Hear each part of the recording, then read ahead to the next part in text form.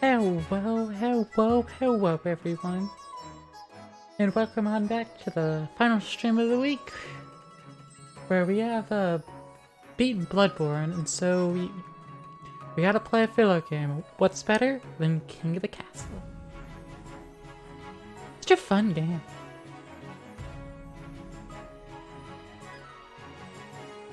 We capture the game here. There we go. I'm just gonna go ahead and sit in the corner, and so we can at least idle on the noble join screen. Boop. Let's get chiefs, the counts, and the patricians. Let's have our first game be with these three. Just because I figured it'd be fun, you know? But yeah, last time we played this, the Grandees replaced me with a doppelganger. I wasn't about to have that happen. I was so close to my own victory. I had like full military almost across the board. But alas, they replaced me instead. I was one season away, 2 seasons, something like that. I was one more check away. But then I was replaced. Hey, Roz. How's it going? It looks like you've joined in as a Chief of the North. Them chiefs. They're always trying to cause like Ragnarok. But yeah, so if anyone's here that hasn't played before, follow Roz's example at !join, followed by a pronoun. So she, he, they. And you'll join in the game with the correct pronoun. Of the big three, if you use smaller pronouns, it's not going to work, unfortunately. But hey, Azuki, thank you for joining. You are now a Count of the East. You are of the darker nobles that like to summon demons or perform rituals and or drink blood. All of these are alleged. You'll be alright, Roz. I think we got a little bit of time before we get a patrician to join. I mean, if I have to, I'll join in as a patrician again. I don't wanna, but I could. You know?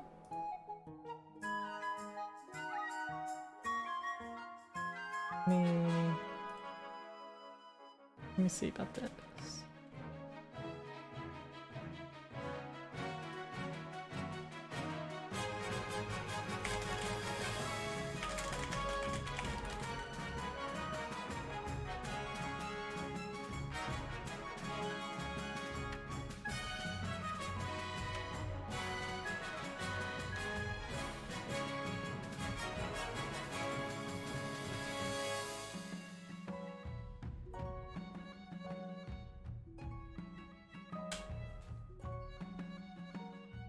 I don't even know if I have anyone. I'll get my pings, but you know, it be what it be. But yeah.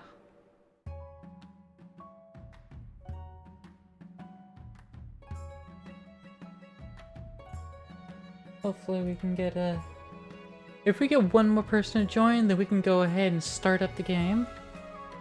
And you know, anyone else that trickles in can join while we're playing. Because you don't have to join at the beginning.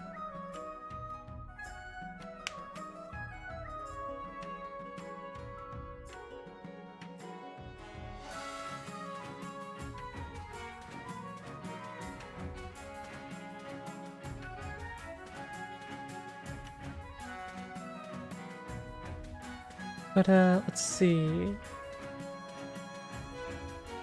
since we had finished Bloodborne this week, in the coming weeks I'll probably swap over to some Elden Ring, and we'll actually do a full through on that. I will have to retool my computer a bit, I suppose, make sure its cooling is going to be right and that it can actually sustain the game well without infuriating you with hiccups. I might need to ask Dandy how her setup is, but the fact of the matter is she's using a proper computer case, which allows for better cooling, even though summer's coming up. And British summers are warm as fuck.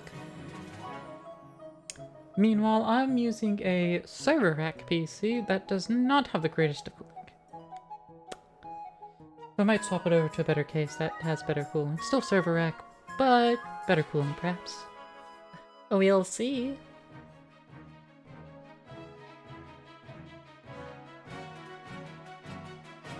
Let's see. I'll give it till... I'll wait till about 8:30 for us to get a third person before joining in myself. So that gives us about 13 minutes. Because I don't want to have to join and be one of my own nobles if I don't have to. But I can, just to get the game going.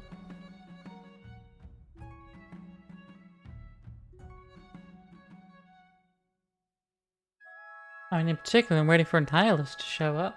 He said he was looking forward to it, so...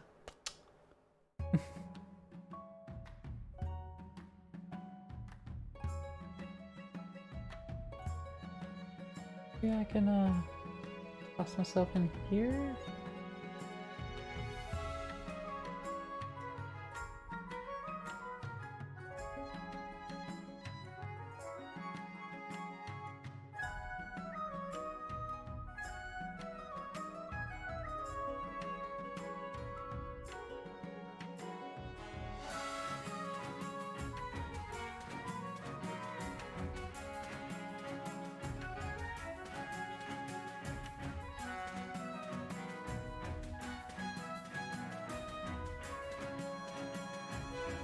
Turn off. Hopefully that'll do.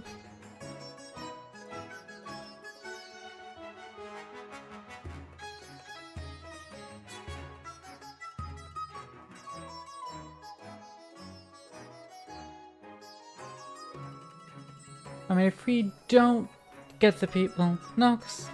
yeah, I'll just join in on myself. If we don't get rid of the peeps. I'll just flex my wings over here, you know?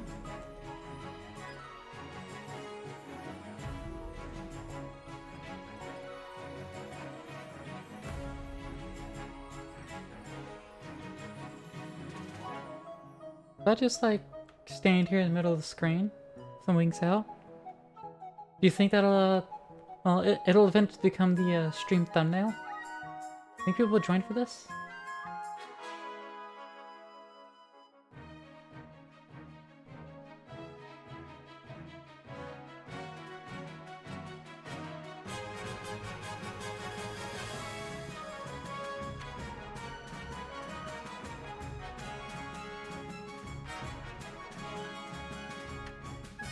Do my wings entice you?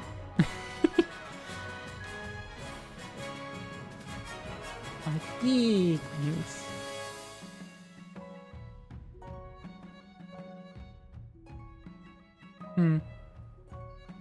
Perhaps Thursday night isn't a good time for such a game. What sort of stiff competition am I facing in the King of the Castle category?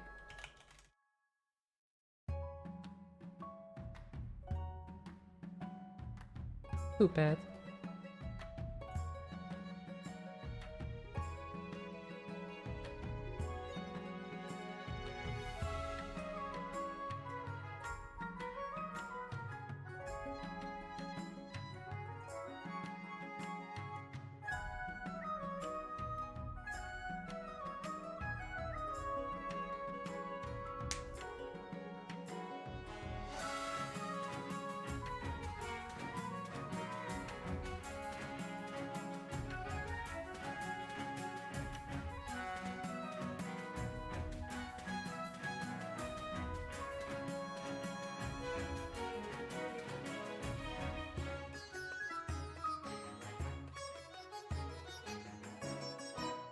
Mhm.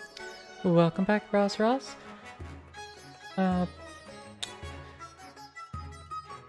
Yeah, let's just give it about 4 more minutes, and then I'll join in to fill out the noble roster so we can go ahead and actually start the game. And hope we can get a proper patrician in.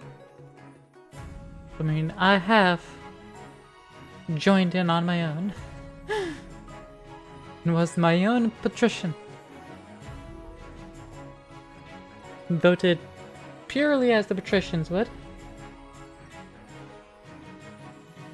But unfortunately, I ended up bankrupting my own noble self for a minute to make a coffee meanwhile then. Sounds good? I do have hydration ready, but it might not be enough. So I'm gonna be doing a lot of talking.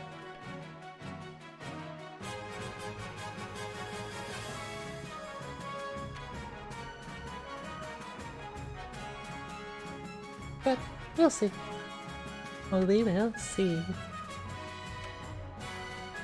You'll be a loyal northerner, you swear? I will take your word for it, Roz Ross. I'm sure you will not be conspiring to oust me, or bring forth Ragnarok or anything of the sort.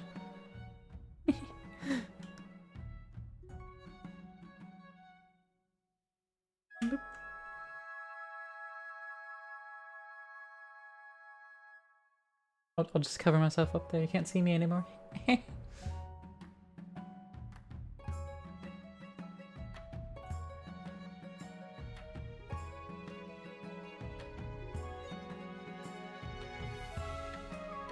Sorry, I like my own wings. What can I say?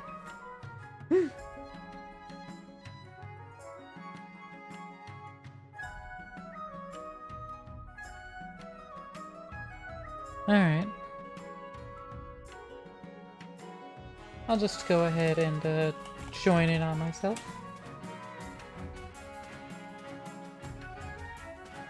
And let's go ahead and just start it rolling. Before we go further, let us just have a look at the lands. The patricians own, like, half of the kingdom. The counts own a meager portion, and the north owns slightly more. Sounds accurate. Money owns stuff. It's true. Sometimes it do be like that. You know, every time I look at this map, though, I just think, here's Spain, here's France, and here's Germany. I just think of that large Western Empire, Western Europe. And then we have all these other ones. Got the Frozen Wastes over there, Isle of Sol, Kurth, Danea, Valimir, Altesh, Tavalin, and the Ashmodean Empire. And no one beside. The chiefs have rather poor trade and farming, real good military, they're faithless, and they already have one defiance. Meanwhile, the counts, slightly better trade, fantastic farming, middling military, subpar faith, one defiance, and the patricians have great trade, subpar farming, poor military, middling faith, and one defiance like the rest. Alright. Well, the first thing we should do is, of course, the coronation. Your Majesty, I've scheduled your coronation to take place in a week's time. Why the hurry? To delay any longer will make the nobles restless. And when nobles get restless, they take their daggers and look for the nearest back. Very well then, what must I do? As is tradition, the council will decide what happens at your coronation. Of course. Shall we call the nobles in? Alright, nobles. Once we start the vote, you'll proceed with exclamation mark vote and then A, B, C, or D. Choices are A, host a lavish parade with jugglers and fountains of wine, which will cost 1,000 gold from the treasury, but increase stability. Should we proceed with a religious ceremony that honors the ninth god, which increases faith across the kingdom? Should you throw me into the river, which will increase stability but lower authority?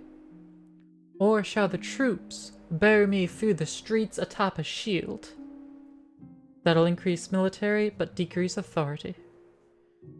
Wow, there's no option that'll increase my authority, huh? Well, considering the current, I would like if we went with D. None really helps to maintain your military advantage. I mean, you can increase your military with D. I mean, you would still have an advantage. Added together, the other two still outnumber you, so... Hey, Nihilist. Nihilist need to start with exclamation mark join and a pronoun. So, he, she, they. It also increases others. True. It would also increase it for others.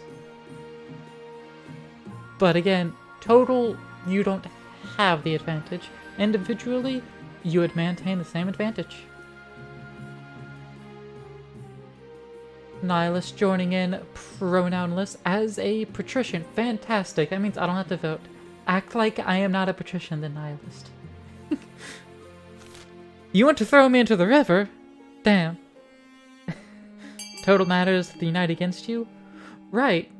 But total, they're at 8. So they already beat you, Roz. We have 2 votes for throwing me in the river. How dare you? I guess my coronation involves me getting tossed in the river. It is decided. The queen will be thrown in the river.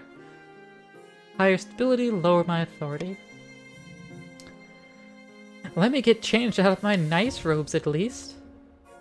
The nobles pick me up and carry me out to the Dreadwater River, hurling me into the shallow water with a cheer. When I climb back up the banks soaking wet, the Chancellor steps forward and places a crown upon my head. Is it my imagination, or some of the nobles' stifling giggles? Y'all would never. Alright. Let me meet a noble representative of each of these regions. Now that you're queen, your first duty is to meet with a council of nobles. You nobles hail from all across the kingdom, the wintry north, the desolate east, and, of course, the wealthy coast. Chiefs first. We got Roz. Good luck in the days ahead, your greatness. You will need it, dealing with us lot. Got the counts. An honor to finally make your acquaintance, your highness. May you escape the doom that befell your predecessor. That befell my predecessor? I mean, my predecessor died, naturally. And to the patricians, Nihilist. A pleasure, your esteemed highness. I hope to see our kingdom prosper and grow wealthy under your reign. Oh, custom avatar worked? Yeah. If you own the game, and you associate it with your Twitch account, yeah, your custom nobles will work. Council immediately fills with raised voices as the nobles argue with each other and demand my favor. I sigh and sit back. Is this what the council is like? No wonder my father told me to avoid the throne at all costs. Alright, what is my path to victory? First few years of my reign are the most difficult. I'm new and unproven. The nobles of the council will scheme against you, hoping to kick you off the throne and put their puppet claimant in your place. You like your mask? Very stylish. Indeed, the patricians love wearing masks. How can I stop them from scheming? To defeat their schemes, you must secure an heir, and prove that you are worthy of the crown by completing an ambition. You will not scheme, you promise? Alright. My question is this. When you die, how do you hope the kingdom will remember you? I only ever have one goal. Conqueror. A warrior queen is sure to be remembered fondly, if she wins more battles than she loses. Can I get the exact same path to get Oriat again? Oriat, my beloved.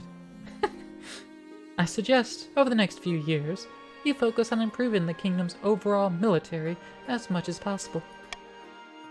Once you have an heir, I will return to discuss how your ambition is progressing. Good luck, Your Majesty. You agree with my goal? Fantastic. Then we should be working together. Yes, Roz? Alright. And the initial season, where now each of you 3 regions get to decide your scheme. Chiefs of the North, we all know I should be on the throne, not this imposter Queen Claire. How do we make that happen? Chiefs, vote. Will you try to instill a doppelganger? Goal, lowest defiance. Will you bring forth Ragnarok? Goal, raising your own military. Or will you be the horn blower and to lower everyone's faith? Which shall be your scheme? Going for Ragnarok? No.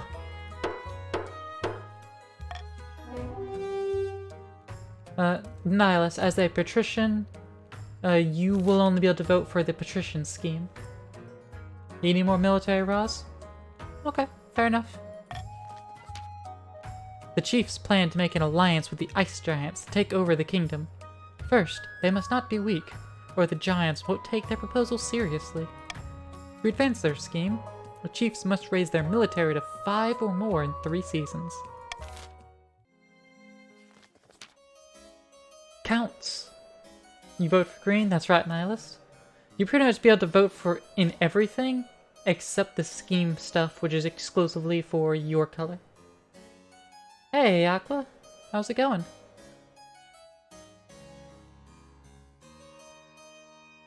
My fellow counts, in ancient times, East was its own proud kingdom. We can bring back those days of glory, but not while a false Queen Claire wears the crown. Counts, how will you vote? What shall you scheme for?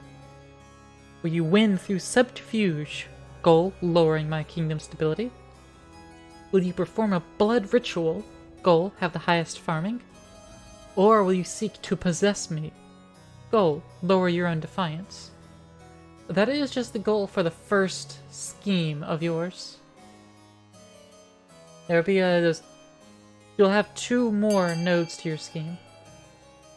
Your goal is to lower my stability? How dare!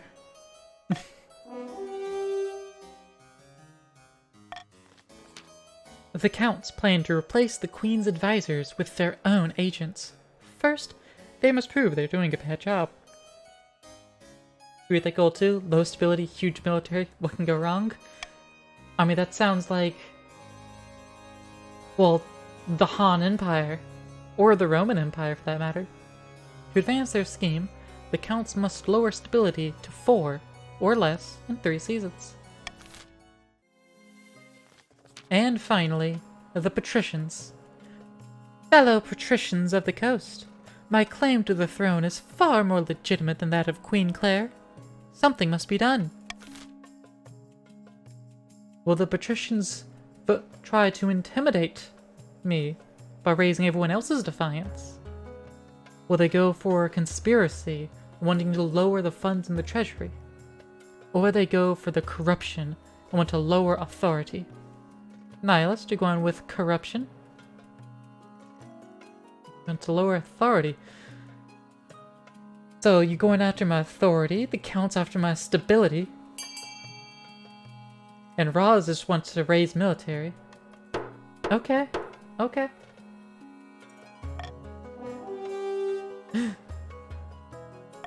I see what y'all are doing.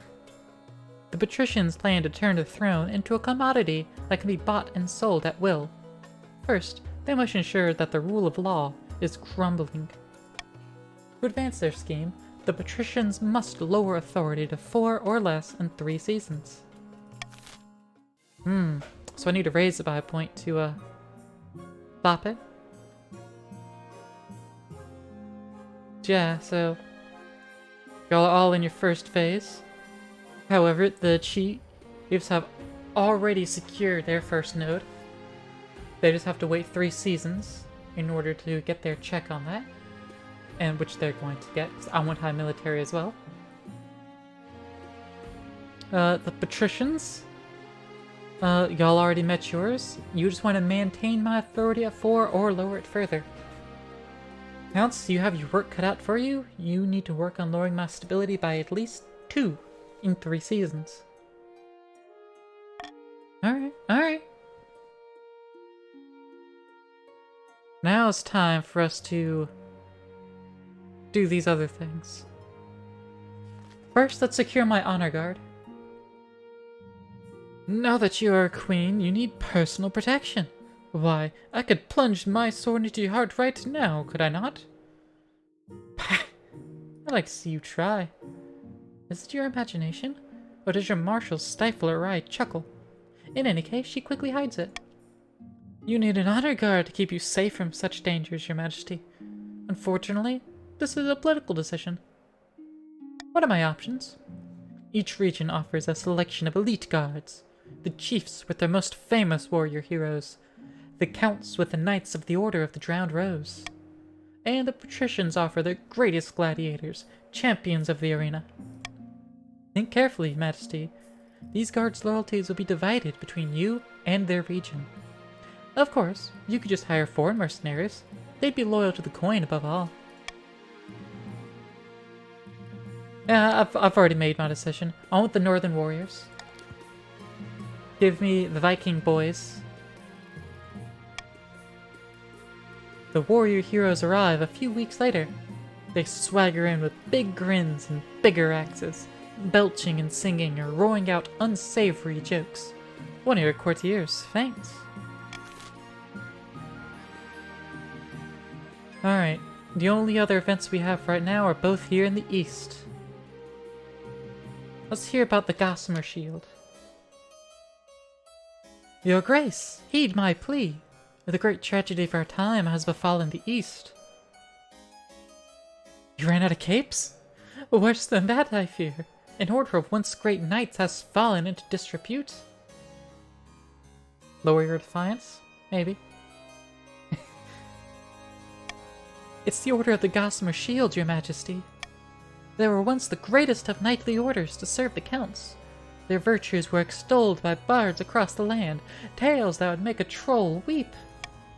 But they've been brought low. They're working as glorified bounty hunters for the coast. This is a stain on the honor of the East. Nonsense. Our military has suffered some setbacks recently, so we hired Gossamer Security to keep order. For a pretty penny, I might add. This inadvertently makes the coast have stronger military, as well as lowers the patricians' funds. Gossamer Security has been solving the problems we want solved, and kicking the buttocks we want kicked. Jacob's bones! Gossamer Security? How has it come to this? These are knights, not mercenaries, and they need reminding of a little thing called chivalry. Please, your highness, I beg the council to be reasonable. Should we recall the order and restore its courtly dignity? Should we invest in Gossamer Security to help protect the coast? Hire the order to join the Palace Watch? Or ignore the situation? Option A, recalling the order, would raise defiance of the patricians and lower it of the counts, lower stability, lower the personal funds of some faction, as well as lower the farming of a faction. Investing in security will lower the kingdom's treasury. It will change defiance of 2 groups and increase trade of a group. Hiring the order to join the Palace Watch will lower the kingdom treasury by more, but also increase authority. And ignoring it will increase military for a faction, increase defiance for a faction, and decrease authority. Well, I don't want my authority to fall lower, but I don't... So I'm just going to, make ignoring it not an option. Nothing for you to gain? Exactly, Roz. So, the vote is open. Exclamation mark vote and your option. A, B, or C.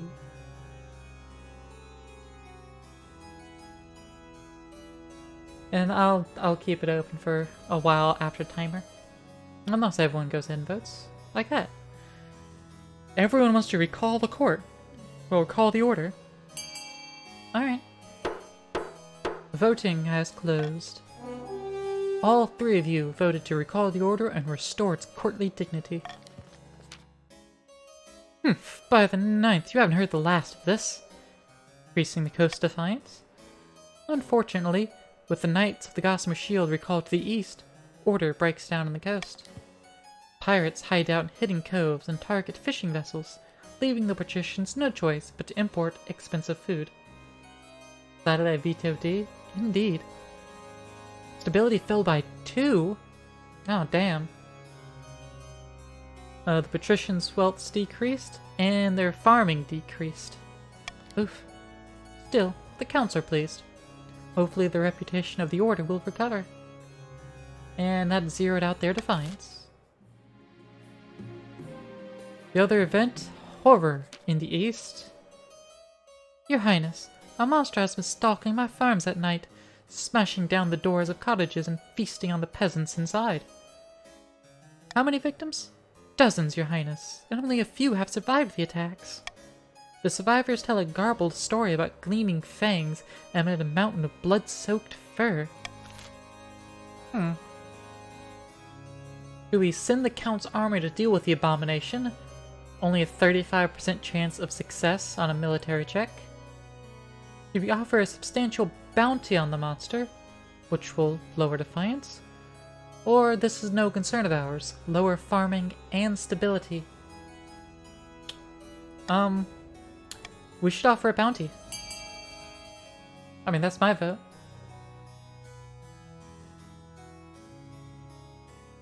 Roz immediately voting C. Not even waiting. Nihilus as well. Nihilus, why you want to lower my stability so much?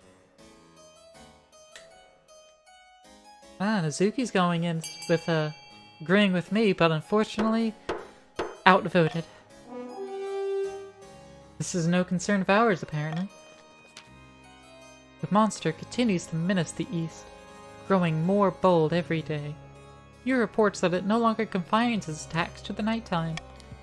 Soon, peasants are too afraid to tend their crops, which lie rotting in the fields. Lower the east farming by 1 and kingdom stability by 1. And that is everything for this season. So now we have the auction, which has not started yet. You would vote for your option here with exclamation mark fund option, and then how much money you want to put into it. Chiefs and counts, you both have 1,000.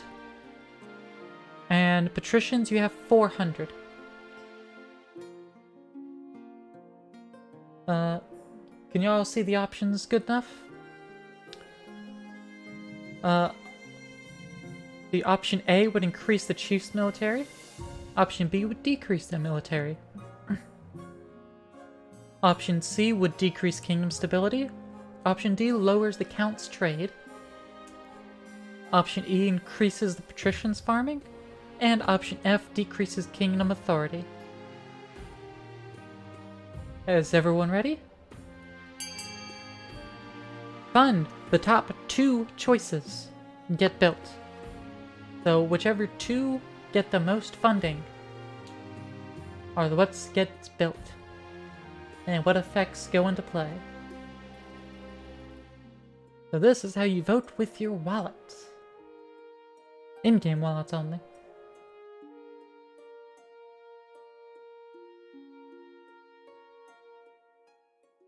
My ambition is to win wars, right? Yes, it is. My ambition is, indeed, to win war. You're tossing a coin to your Witcher? Your Witcher being the fortress? One more soldier. I see you, Roz. You definitely played this before. Ooh, D got funded 200, and F's getting funded by 100. Oh, time's up. And oh, Roz's contribution did go in, so we're getting military and trade.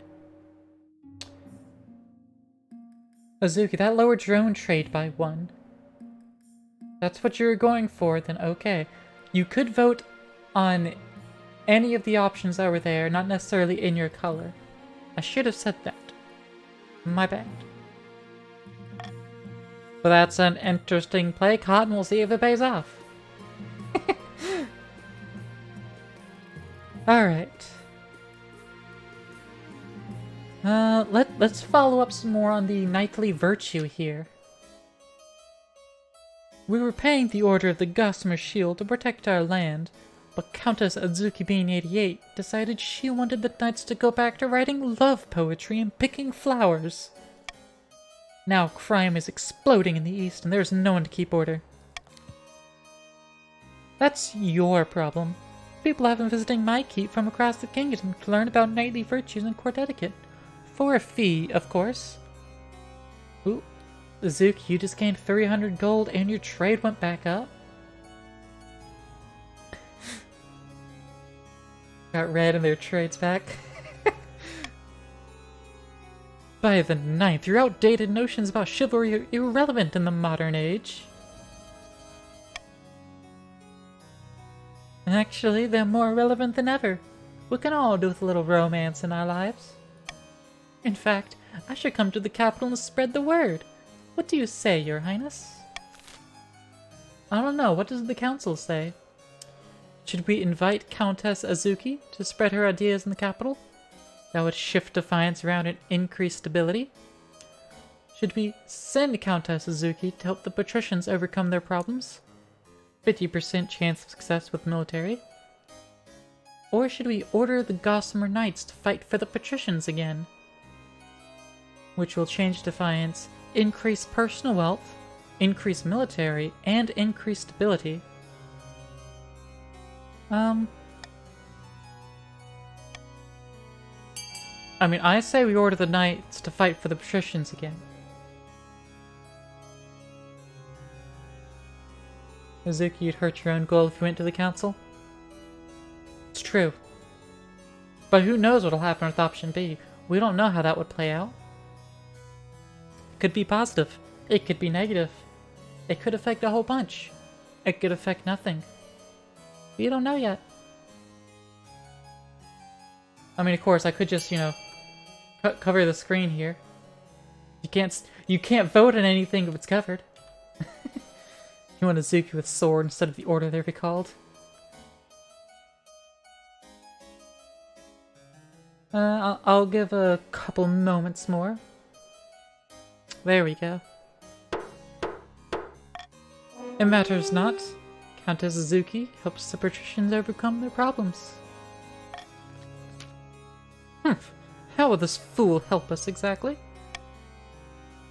Lady Patrician Claire Omnicyte's doubts are justified. As soon as Countess Azuki crosses the coastal border, brigands ambush her and beat her to a pulp. Oh no! Before stealing all her possessions. Oh no! Azuki got jumped. Counts are furious, blaming the incident on the patricians, who accused the counts of undermining them in the first place. The next council meeting is very tense indeed. Oh no, he dropped stability back. Oh no. Alright, let's see the patrician's curious curse. A giant glass globe, filled to the brim with murky water, is wheeled before the council. The fishbowl contains, Lady Patrician Claire Omnicyte, suspended in liquid. She pokes her head above the surface. Your Serene Highness, the most infuriating circumstance has befallen me. Can I get you some fish food? This is no laughing matter. I have been cursed by a sea wizard. He inflicted me with these gills, so I can't leave the water for more than a minutes. What did you do to anger this wizard? I happen to own a tannery that is polluting some picturesque beach he likes. How was I supposed to know?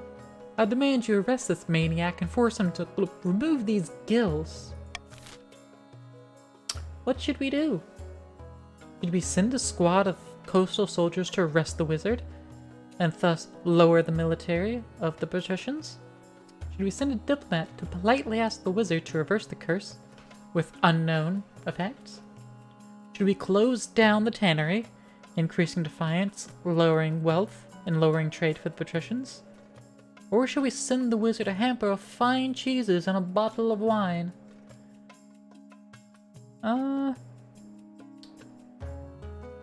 I don't want to lower the military further, so I'll veto that and let you three vote. Which course of action? Defiance up as rebellion? Potentially. It's potentially a rebellion. I mean, that's if Nihilus wants to rebel.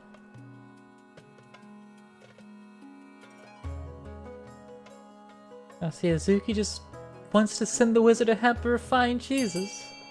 Ooh, and Roz wants to close down the tannery. Will we get a nihilist vote to make it a three-way tie? Or break it, make it a three-way tie? That means I get to choose what happens. Ooh.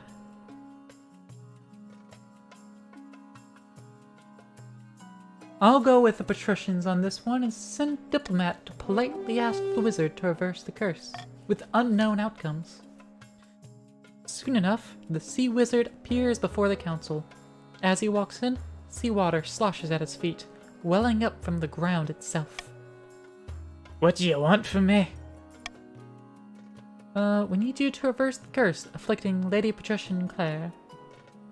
Diplomat to wizard without fixing problems seems way worse. And why would I do a thing like that? Her tannery is ruining my favorite beach. I don't curse for nothing. I can pay him 1,000 gold. I can go ahead and wear the tannery shut down. Or I can just let the noble stay as a fish person. I'll pay 1,000 gold. You know, come to think of it, the coast is long and winding, with many hidden beaches. The wizard's flesh bulges and ripples and turns suddenly to water, splashing down in your corridor. He's left you with quite a cleanup job. Lady Patrician Claire appears in the council hall a few days later, back to her old self, though she has a case of the hiccups that persist for several months.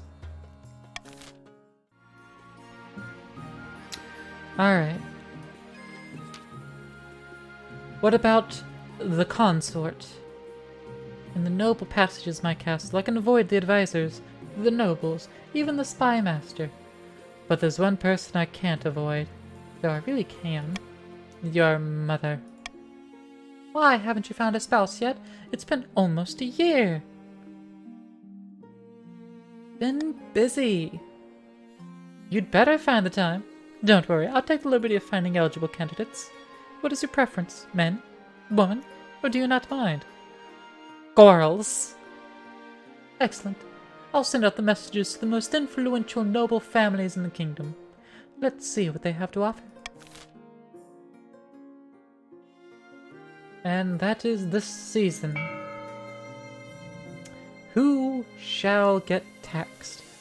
Well, the chiefs have a lot of money, and a lot of defiance spare. The counts are almost broke. The patricians have some coin. Or I could just tax the kingdom and not raise any defiance. So we'll tax the north. Bring them in line with everybody else. Mind you, defiance and army is bad. Well, see, you've been voting to help lower stability and authority. Helping your two competitors to fight me. That sounds like schemes to me. Let's go look at more of these attacks. banditry on the coast has escalated terribly. It's no longer safe to travel our roads. This is all the fault of those damned counts. If Countess Suzuki hadn't decided to turn the Order of the Gossamer Shield into a bunch of starry-eyed poets. Countess Suzuki interrupts with a gale of laughter. Blood and stars, what nonsense! It's not our fault the patricians can't defend their own lands. You are loyal, or were? Utterly fat, We demand compensation for the damage to our economy.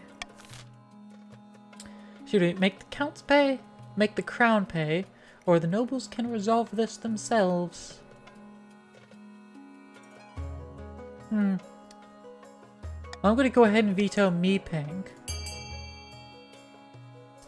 So either the counts pay, or the nobles resolve it themselves. Military increases on either case. So, I don't mind which option happens. Defiance changes hands. Trade changes in either case. Only Ross. Oh, there's Azuki voting in. B is not an option, Azuki. I vetoed that. Only A or C. Nihilist chiming with C. Well, that'll do it. Oh, and Azuki goes with C as well. Everyone's agreed. Nobles can resolve it themselves. Relieved, the counts are quick to praise the council's decision. But the patricians aren't so fortunate. With brigands threatening their lands every day, they resort to paying extortionate fees to mercenaries from the Tatterlands. On the plus side, the new mercenaries are hard-bitten and react to the mere mention of poetry with blinding rage. But they're also very, very expensive.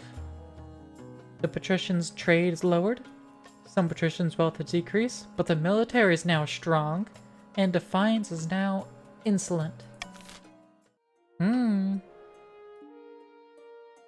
Let's check out the true monster of the East now. Remember when I came to you with the word of a monster preying upon peasants in the East? You'll have to remind me. I've drunk a lot of wine since then. A hideous monster was slaying peasants throughout the land, Your Grace. I have reason to believe that the culprit may be one of my fellow counts. Countess Bianca, to be precise. An NPC. A reminder, if anyone's watching and hasn't joined, you can always type !join and a pronoun to join in mid-game. The peasants believe that Countess Bianca transforms into a colossal, bloodthirsty beast once every 7 nights. Do we know of something like this ever happening before? Only in legend. King Karvak II was said to turn into such a beast and slaughter his servants at night. But in the day, he was mild-mannered as a baby duck, and had no memory of his crimes. Perhaps the same is true here. Looks like the patricians only fight the counts. Meanwhile, you're preparing the army for your future conquest. I mean, it looks like the patricians are preparing their army too. I'm just saying. Pray, do not call a public vote on the matter. It would embarrass Countess Bianca greatly, for no good reason. Could I increase the count's defiance and put it to vote anyways? Should I send inquisitors? Shall we arrest the countess? Yes. We will immediately arrest the Countess Bianca. Increase my authority, but it would decrease the count's military. No. I'll send a message to Bianca asking her to control herself. You receive a reply from Countess Bianca before the week is out. I can only apologize for my indiscretions. From now on, I'll confine myself to the dungeon when I experience my little episodes. I appreciate you handling this matter privately. The dozens of murdered peasants would probably not call this justice, but I increased stability by a point. But the attacks do stop. Hopefully the matter is dealt with. And finally, let's deal with my eligible options for consort. Found 3 potential matches for you. One eligible young woman from each of the kingdom's 3 regions. Choose wisely. You'll be securing a powerful alliance. Yes, I know. Your mother leads you to the Great Hall, where she's arranged 3 portraits on easels. For now, each is covered by a cloth. Alright, let's see the eligible bachelorettes. This is Sorcha, firstborn daughter of the Northern Roz clan. She is your typical northern lass, as far as I can tell. Big and loud and all the social graces of a goat, but means well. Spends most of her time ranging the mountaintops, hunting wolves and wyverns and other northern beasts. Had a bit of a controversy a while back when a clan hall burned down. Apparently, her peasants were to blame. Let's see the appeal. This is Afina, the eldest daughter of the Eastern Azuki dynasty. I met her once at a party, but all she did was squeak out a hello and run off. Seemed nice enough. She's lost half the family fortune in gambling halls, unfortunately. She got in some trouble with the Inquisition a while ago, but it didn't come to anything. An intriguing candidate, no doubt. And finally, from the coast, we have Irina, the wealthy heiress to noble patrician Nihilist's estate. I mean, just look at her. She's gorgeous, and apparently she's got a silver tongue, too. Her interests are typical of the coast. Money, money, money, and making more of it. And she's scarily good at it. I like the sound of her.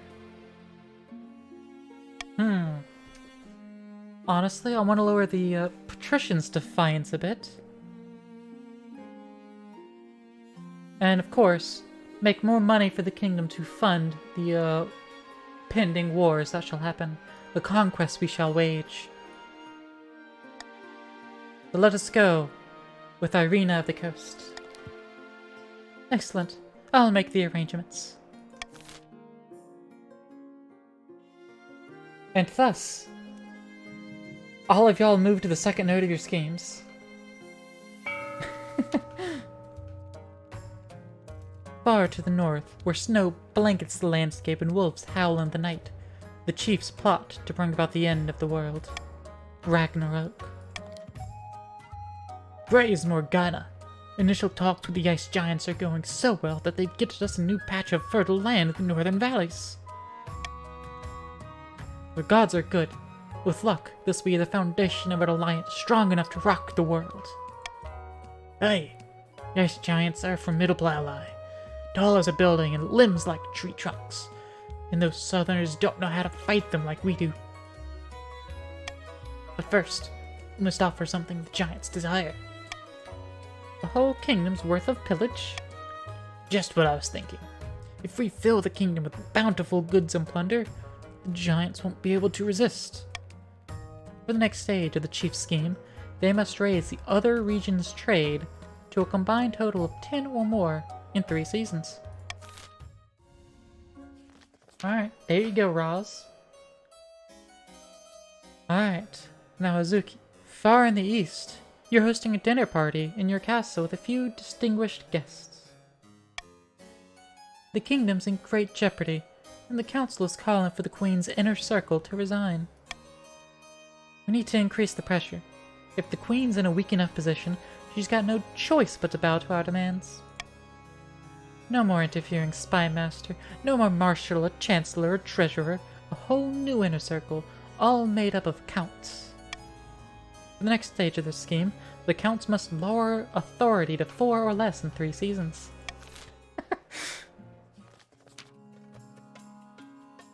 In a dingy seaside tavern, 2 patricians of the coast meet to plot their latest scheme. Good news, my friend. The palace officials have been accepting my bribes. They're becoming more and more open to corruption. What are you getting in return? Oh, not much. A better seat in the council chamber, access to the queen's rooms when she's out, that sort of thing. But the important thing is that the queen's staff are getting used to selling their principles to the highest bidder. So what's next? Palace staff are one thing, but the true prize would be the loyalty of the Chancellor and the rest of the Queen's inner circle. To do that, we need to demolish their respect for the Queen. Are y'all just swapping? The Counts and the Patricians are just swapping their gold to the other one that's already been worn down. If the kingdom is in chaos, they will see the queen as an incompetent fool and be much more open to our bribes. To advance their scheme, the patricians must lower stability to 4 or less than 3 seasons. Well, Roz, do you want to delay their schemes? Well, the only one of these that seems good would be to stop the count. You are the only truly unique ally of mine.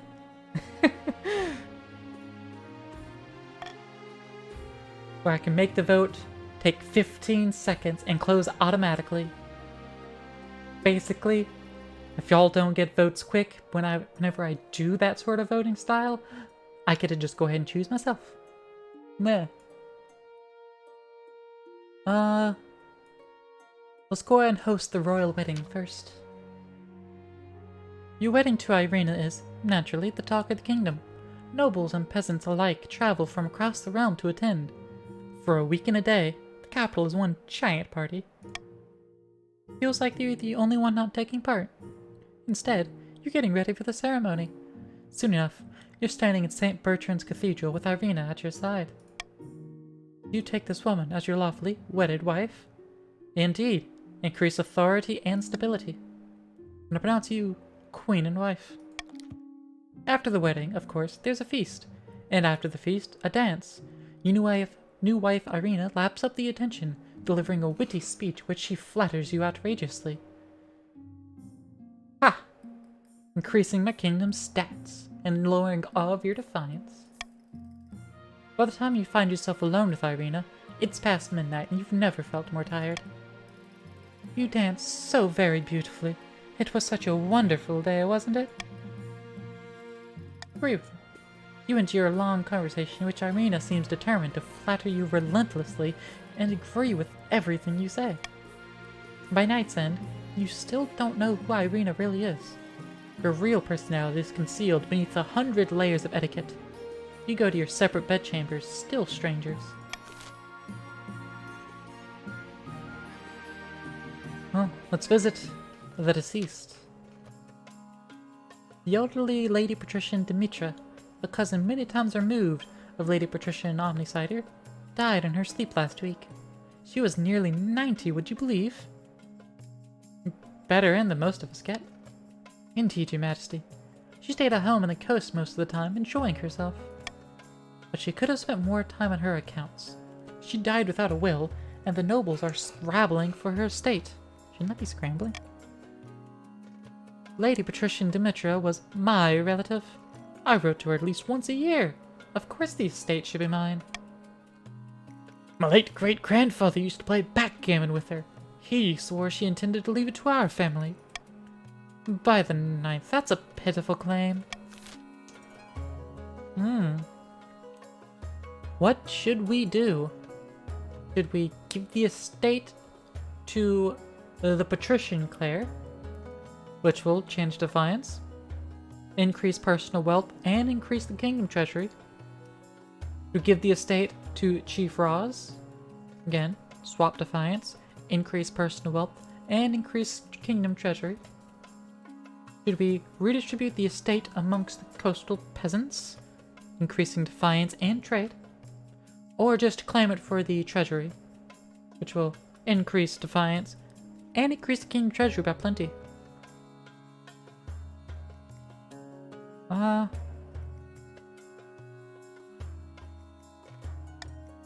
mean, I would like to just go ahead and claim it for the treasury since there was no will. Let's start that vote. You wish nothing more than to share your wealth with the poor people of your nation? Yeah, so you should claim it for the kingdom then. Dookie votes to redistribute it amongst the peasants, and so does Roz, which will increase the patricians' trade. And that is 2 votes, so it doesn't really matter how Nihilist votes. Let's proceed. We shall redistribute it among the peasants. The The coastal and northern nobles watch in outrage as peasants occupy the estate and move into the manor house. Using the late Lady Patricia Dimitra's money, the peasants set up a marketplace on their land. It turns out to be a huge success, with merchants flocking to the place in crowds. Up by 2. They have the core of the military, the meat shield. You trust the situation is resolved. And finally, we have a sacrificed priest to deal with. Your Majesty, I bring grave news. A missionary went up north to bring the true faith to those pagans. But last week, he was found dead on the outskirts of a remote village. May he rest in peace. Did he catch a nasty cold? No, Your Majesty. Sacrifice and a devilish ritual to one of their awful pagan gods. He was found draped across a stone altar, with antlers embedded in his head. We must send an inquisitor to the village and root out the killers. Nobles, what should we do? Should we let this matter lie? Should we send a lone inquisitor to investigate the missionary's death? Should we send an entire team of inquisitors and a squad of soldiers? Or should we order the chiefs to bring the murderers to justice?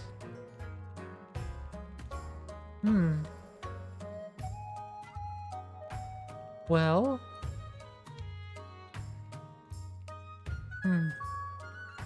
Which of these options do I like less? We're not gonna send a lone inquisitor, if anything. You try to convert your Oldga. Oldga doesn't like conversations. Understandable.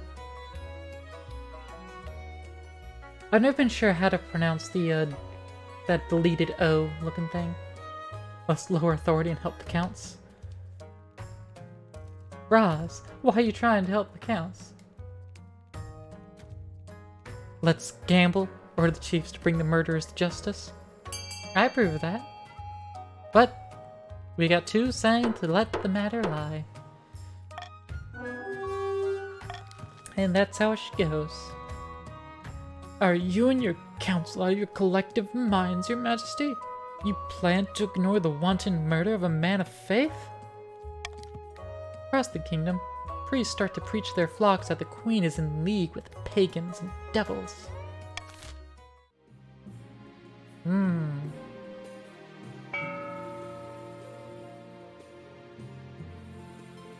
Well, so far all of y'all are met your goal, so you have another 2 seasons to maintain it.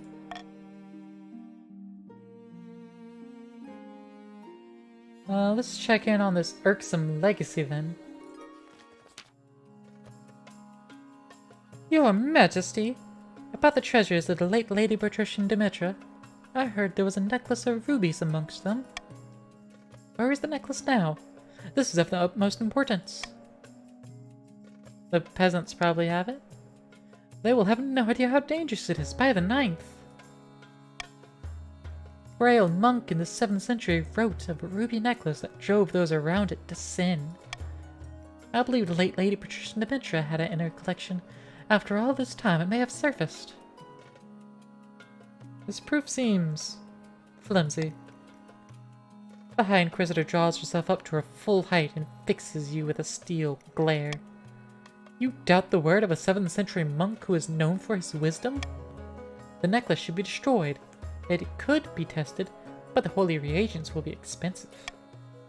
You call the council to discuss the situation. I knew all along that the estate was a bad idea. Hey, as did I.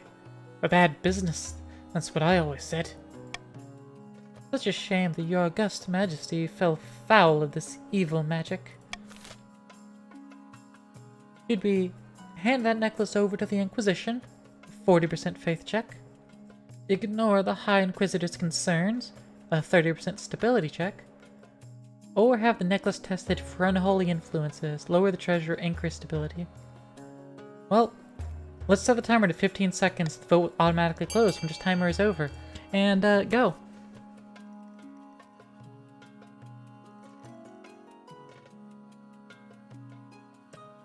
Oh, Roz wants to hand it over to the Inquisition, and Azuki wants to ignore the concerns.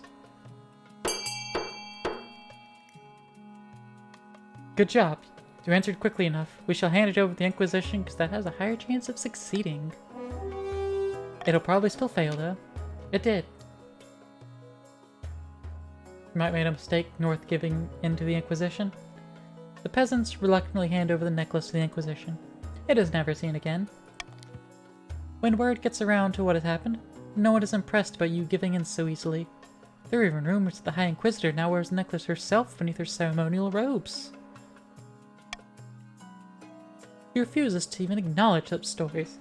If they were anywhere near the truth, the necklace is well hidden. Helping hand in the coast. Claire, I had something I wanted to ask of you. Oh, what can I do for you? As you surely know, I run a very successful jewelers guild back home in the coast. But the current laws are a little restrictive for my trade. Lots of tariffs and regulations, you know how it is. I was hoping you could push for some changes in the council. Eliminate some of the import duties on Aitashi jewels, perhaps? You want me to give the coast preferential treatment? I think it's only fair. The other regions just can't compete with us in the jewelry trade anyway. I'll assemble the council. Ah, excellent. I'll see you there. We'll see how the council votes on this. Should we reduce import taxes on gemstones from Atesh? Or should we ban the import of all Ateshi gemstones?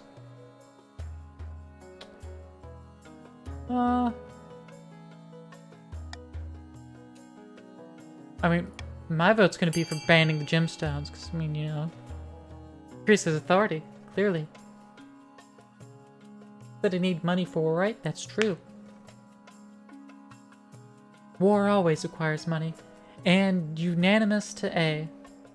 Let me just go ahead and skip the vote the rest of the way. By just aligning with everyone on that. The other regions are outraged by the clear nepotism that's taking place, but Irina pays them no mind. As profits pour in, she even shares a portion of the income with the treasury. That increased their trade by 2, and everyone else's defiance by 1, treasury by a whole 1,000. Nice. Avalanche in the north. A devastating avalanche has buried a mountain village within my domain. There were few survivors. Tragedy. There's nothing we can do. The north is a hardy, self-reliant region. There's little complaint about your lack of help. Or at least, none that reaches your ears.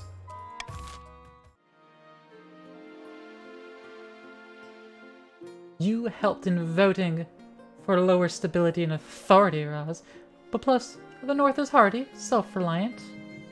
After all, you have some ice giants that could help you clear with the avalanche, right?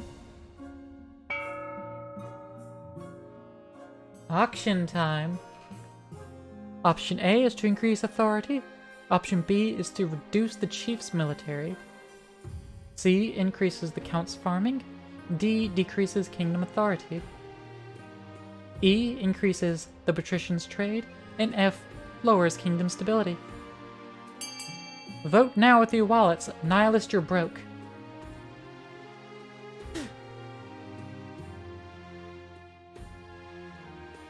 I mean, clearly you should vote for A.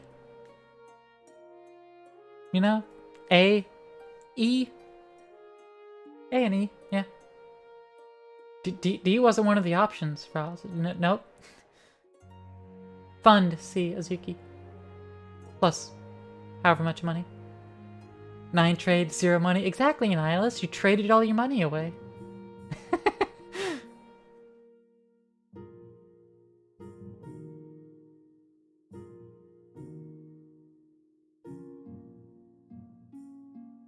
Oh, Azuki funding C for the 100.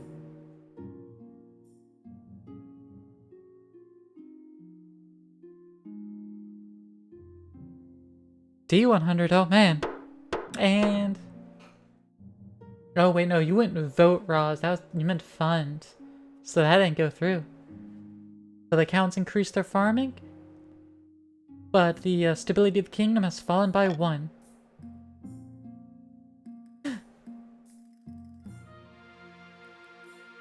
Oh, it's all 3 events in the middle. I don't like that.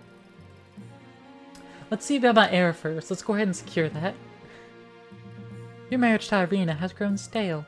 Oh, you get along well enough. You made some good memories together. But there's no spark. She cares more about maximizing profits than your happiness. But spark or no spark, you still need an heir. Congratulations are in order. The royal wedding was a magnificent affair. It went about as well as expected. You're still in power, aren't you? Still got the crown in your head? Well, that's what matters. You've done well so far, but something's still missing. An heir. You need someone young, whose loyalties are shared. A child of your own would do the trick, even if they're a bastard. Or the youngest of your many cousins. Zuki screw themselves if authority goes up 1 point with that fund.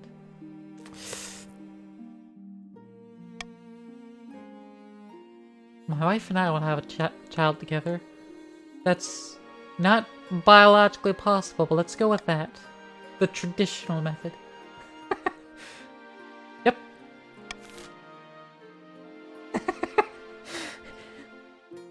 Moving on. Den of corruption. Your Majesty, I was recently accosted in the halls of the royal palace by Lady Patrician Claire Honestider. Ouch, your lucky stars. I have to deal with her all the time. Your Majesty, I'm pretty sure she offered me a bribe. It was subtle, but the offer was there. If she's bold enough to offer me a bribe, you can be assured the rest of your advisors have also been approached. Even the Marshal? What do we do? I'm awaiting word from my little birds, but my instinct is that you can trust the Chancellor. The rest of them? I'm not so sure. We need to call a vote and see if we can stop this sort of behavior from becoming commonplace. Alright, well, let's just quickly vote. Do a crackdown on bribery with punishing fines? Send accountants to scrutinize the books? Or do nothing? Bribery is a necessary evil. Marshal is bribed. You want a candidate as a new one? Too late. I get to choose what to do. And we'll crack down on bribery, increasing stability.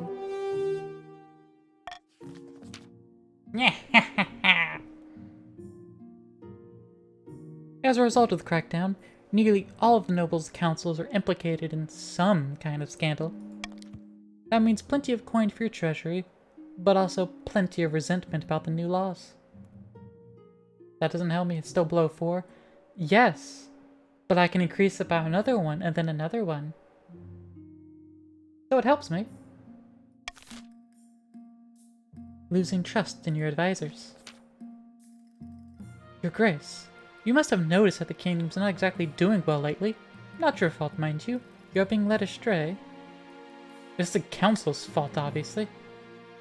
Your Majesty, the problem isn't the council. By the time a decision comes before the council, something's already gone wrong. It's your advisor's fault. The spy master, the chancellor, the treasurer, the marshal, all these unelected figures whispering in your ear. Who appointed them? Can you trust them? What's the alternative, though? You need some Eastern counts to advise you. Your current advisors are blinded by notions of conventional morality. They lack the clarity of vision that we could offer you. Yeah, but I don't trust you, counts. Trust you? Yes, you'd be a fool to trust me right now. Just give me the chance to show you what Eastern loyalty means. Now think about what I said, Your Grace. A few moments after Countess Suzuki has slipped out of the throne room, your Chancellor barges in, looking flustered. Your other advisors follow behind. Your Majesty, the counts are spreading rumors about... well, about me and your other advisors. What have they been saying? That I'm skimming from the treasury. They've accused me of being a deranged old bat with an unquenchable thirst for blood. Me! I'll kill them all. Yeah, I'm the one with the unquenchable thirst for blood.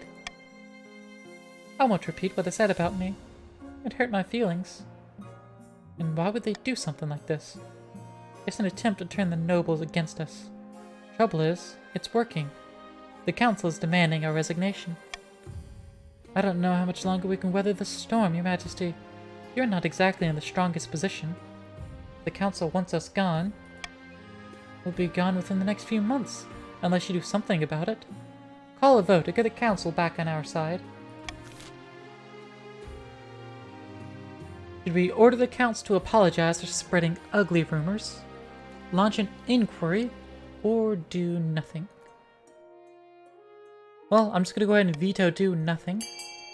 So y'all get to decide. Launch an inquiry to delay it for a season? Or should we increase authority? North really holds themselves. No bandits, night order problems. They even dealt with the avalanche themselves. A will also delay, it's true. So far we have a split vote on A and B. Oh, and Nihilus is voting for B. So just delay it for a single season instead of ending it.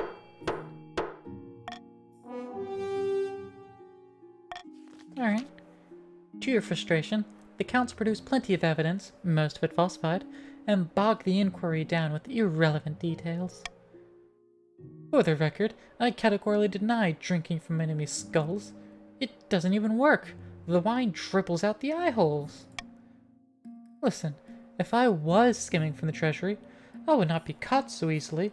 My embezzlement would be untraceable, damn it. By the end, everyone's more confused than before, and the rumors have only intensified. But at least you've slowed things down. You've hampered the Count's efforts. Their stat goal will not be evaluated until the end of next season.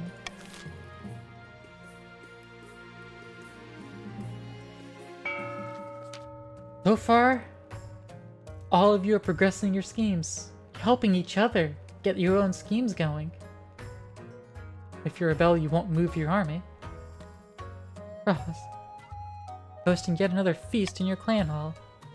Meat is being passed around in good measure, and some chiefs are dancing on the tables. That can only mean two things: really good news or really bad news. Arder, pass me the drink, you old lout. I'm drinking it till my ancestors feel it.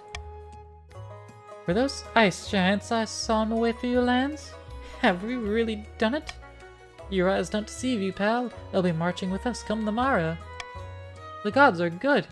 What happens after the ice giants march? Acts of my ancestors. I hadn't thought about that.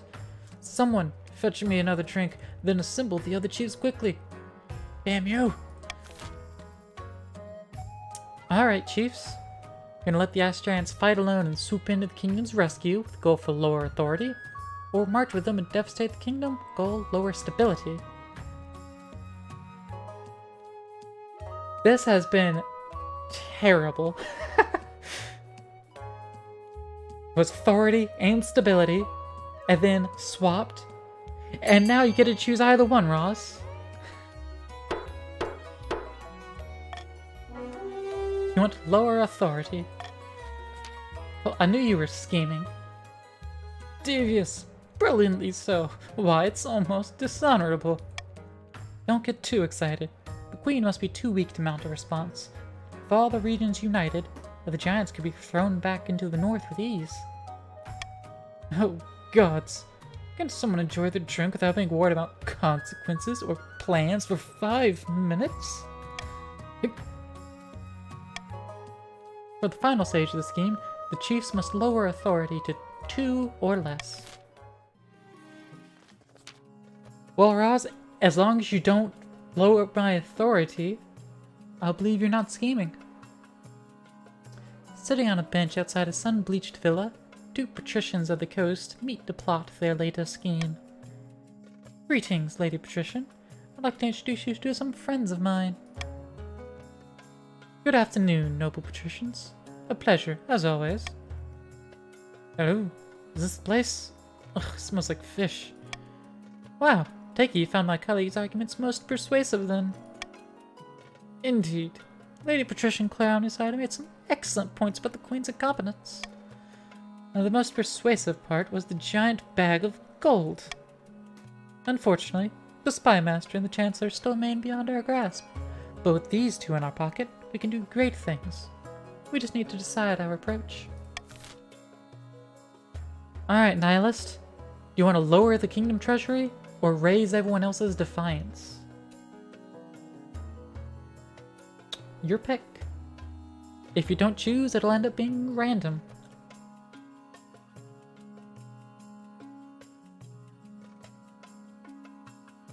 Voting for A. Treasury is high. It's true. Treasury is very high. But you plan to bankrupt the kingdom. Buy the throne? Like it's a lump of cheese at the market?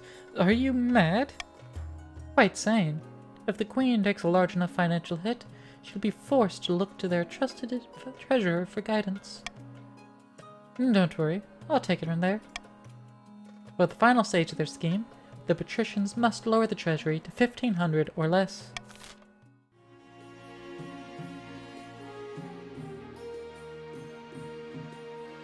Alright, well, the patricians want to take my money from me. So I'll take their money from them first.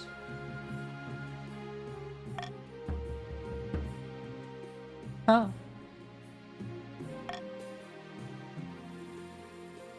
You're also on the verge of rebellion. But, you know, we can ignore that. Let's go with a curious discovery in the north. Your Majesty will recall a devastating avalanche that struck the north. Such a tragedy. An avalanche uncovered an ancient stone door embedded in the mountainside. We suspect it may be one of our ancestors' tombs. Some locals pried open the door and investigated within. They did not return. Should we send a group of renowned northern warriors to explore the ruins? Send a team of scholars from Quail University? Or order the tomb shut back up? I have no stake in this matter.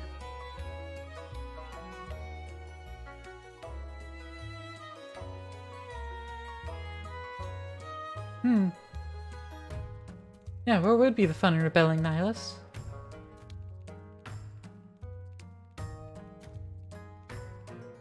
You fighting against the whole kingdom sounds fun.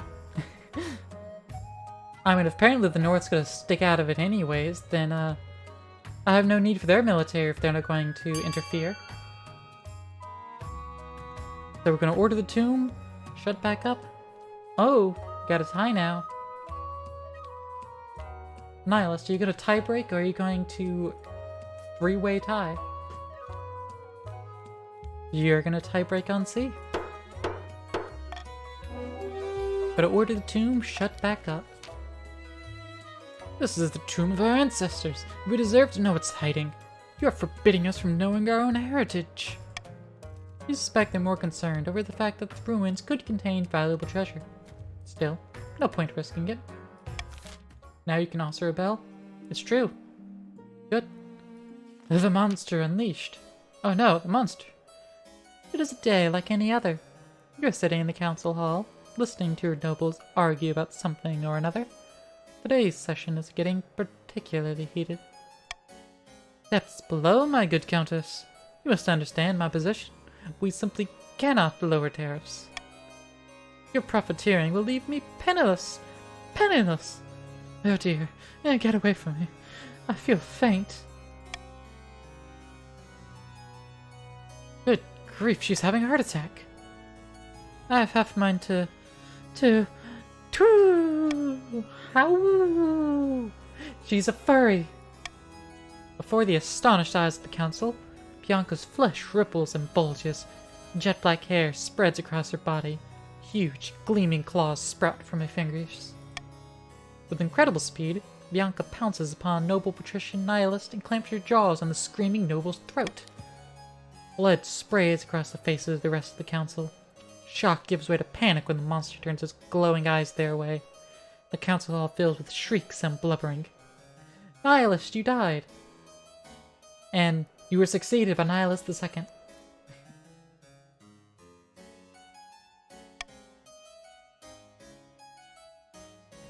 Honor guard, protect me. Your northern warriors charge, hacking desperately with their axes. The monster tears them apart one by one, splattering the walls with blood, but suffers dozens of wounds. Once your honor guard are dead, the monster leaps on you, sinking its scarlet fangs deep in your shoulder. Then, with a final shudder, it dies as the last of its blood gushes from its wound. I stand in the gore-soaked council hall, catching my breath and clutching my injured shoulder. The cowardly nobles have fled, taking advantage of the monster's distraction.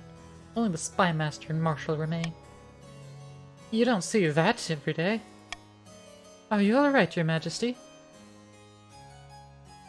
Everything lower stability is great. Just what I needed today. The marshal fetches the royal physician, who hurriedly begins bandaging your shoulder. Rumor of the attack quickly spreads among the peasants, who promptly panic, declaring that half the nobles are secret monsters. The wound is slow to heal, but thankfully it doesn't appear infected. Your physician expects a full recovery. The Wandering Bard. Your Majesty, a traveling bard. She says she has come to compose a song for you.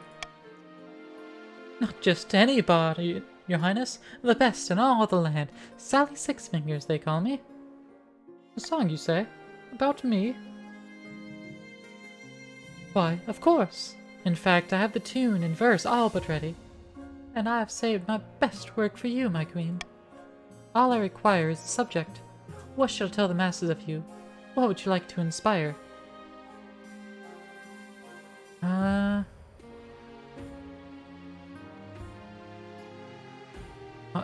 I always want to rule not with fear, because that can fall apart quickly, even though everything's already falling apart.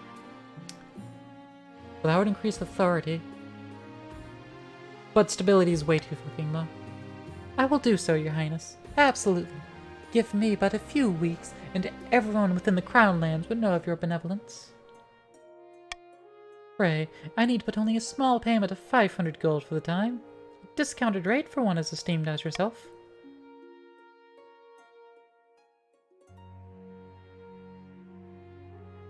I'll pay you quadruple. Make it worth my while. Oh, your majesty! The bard scurries out of the throne room without delay. Unfortunately, she's a better salesperson than songwriter. Damn it. She composes the song, fails to capture the hearts of the people. Damn it. That was 75% chance. I got XCOM'd. You have her perform it for you, but it's abysmal. Nothing rhymes. There's no rhyme. She doesn't even pronounce your name correctly. Damn it. My last shot.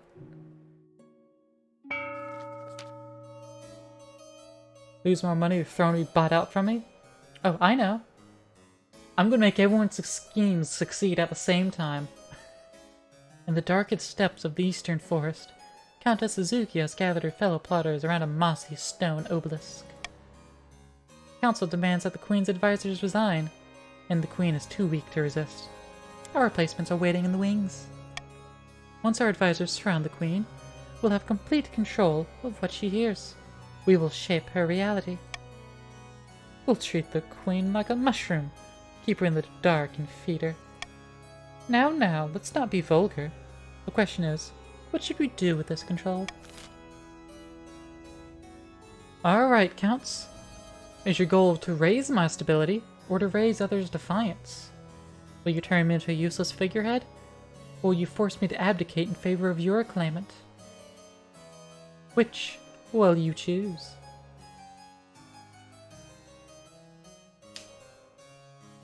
One is far easier than the other. And one I would like. Without the purple win, I'll wait for Azuki to vote before it decides to go random.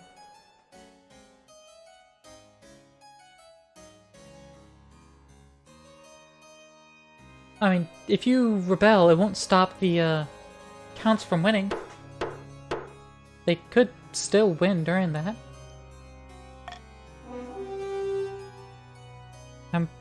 I'm pretty sure it would stop all of the schemes.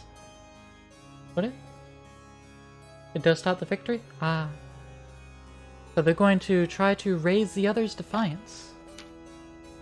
Once we have taken over the Queen's inner circle, we'll convince her to abdicate. For the good of the kingdom, of course. Of course. And appoint me in her place, I assume. Indeed. Won't the other regions be furious? Not if they despise the current queen. They'll welcome a new monarch with open arms, even if it's an Easterner. Rebellion stops all the schemes, so if they're close with Mount of Defiance, Rebellion is probably best choice. For the final stage of their scheme, the Counts must raise the other region's defiance to a combined total of at least 13, or ensure another region begins a rebellion.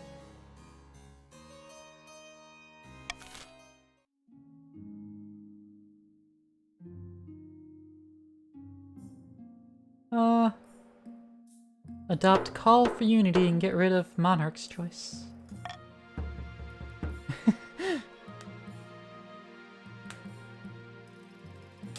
Alright. Alright, chiefs and patricians, either of y'all can rebel if you want. Let's check out the contested wreck in the north. An opportunity, your majesty. A Kurth ship sunk last week, just off our coast. I request permission to salvage the wreck. And Kurth vessels are always full of valuable things. Oh, wait. It might be off your coast, but it's in our waters by the 9th. In fact, it's closer to our city of Hythos than any of yours. But you ceded those waters years ago in exchange for a chest of silver. You were having money problems. Your greatness, esteemed council, don't let this liar fool you.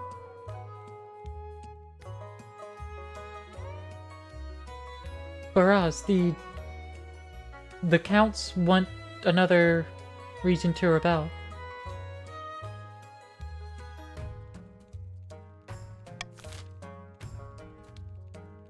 Do we allow the chiefs to salvage the ship? Allow the patricians to salvage the ship? Or salvage ship or return any bounty to Kurth? Or leave the wreck alone? I don't right care what y'all vote for. You might need a main map for it. I think it counts even if you do it now. You refuse to vote here? Okay.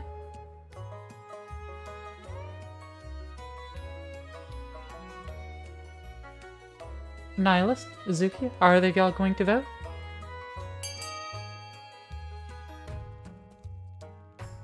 Either of the top two options have 70% chance of succeed.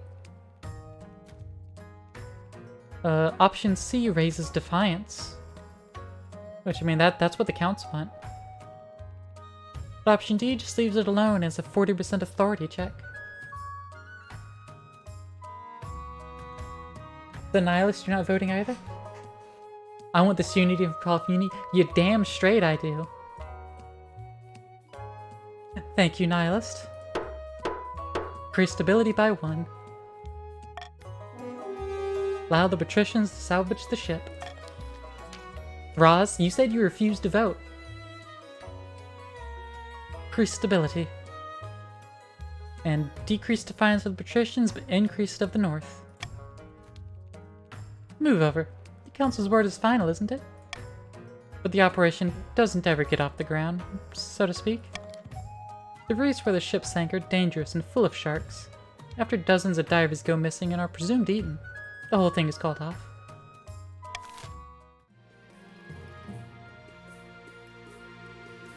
Beavered Dreams? I lost an army? Bad choice? I mean, you had the option to vote, and you explicitly said that you didn't want to vote. Over the course of the spring, I found myself plagued by horrific dreams. I'm running through open woods full of screams as my colossal jaws bite beast and human alike. Rebels at the end of the year? No, it rebels at the end of the season. You're always hunting, always hungry. The council has noticed your lack of sleep, as you become tired and irritable during court sessions. Something must be done.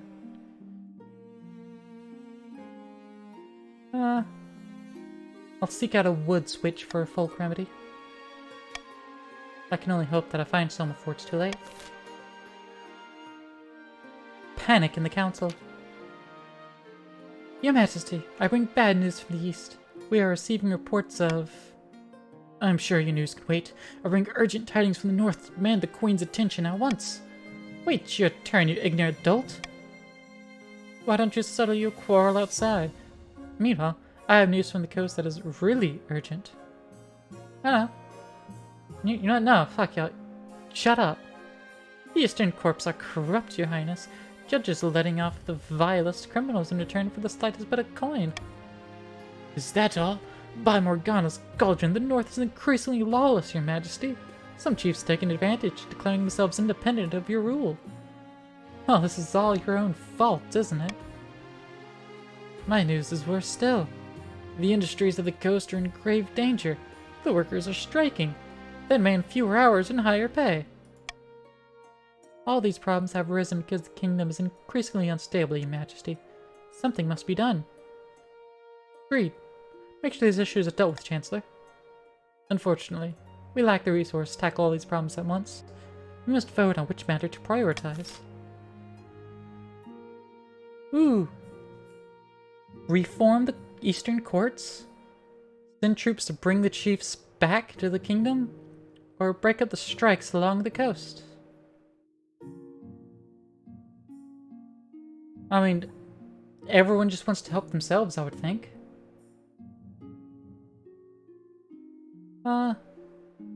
Let's just see who votes first.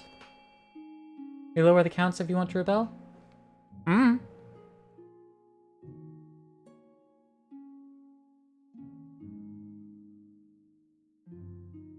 mean, probably. Roz voted to reform the courts of the East. The corrupt Eastern judges are stubborn. When you try to remove them from their posts, they retaliate by enforcing all the old forgotten laws that everyone had agreed to ignore. Suddenly, merchants are legally required to wear blindfolds on weekends, and every coin must be passed under the nose of a cat before it's spent. Trade grinds to a halt. Once the stupid old laws are repealed, you enact crucial legal reforms. No more corruption in the East. Or at least less of it. The crisis in the East has been quashed, making the kingdom as a whole slightly more stable. But the nobles of other regions feel that you're ignoring their problems. Well, that works to the Count's advantage.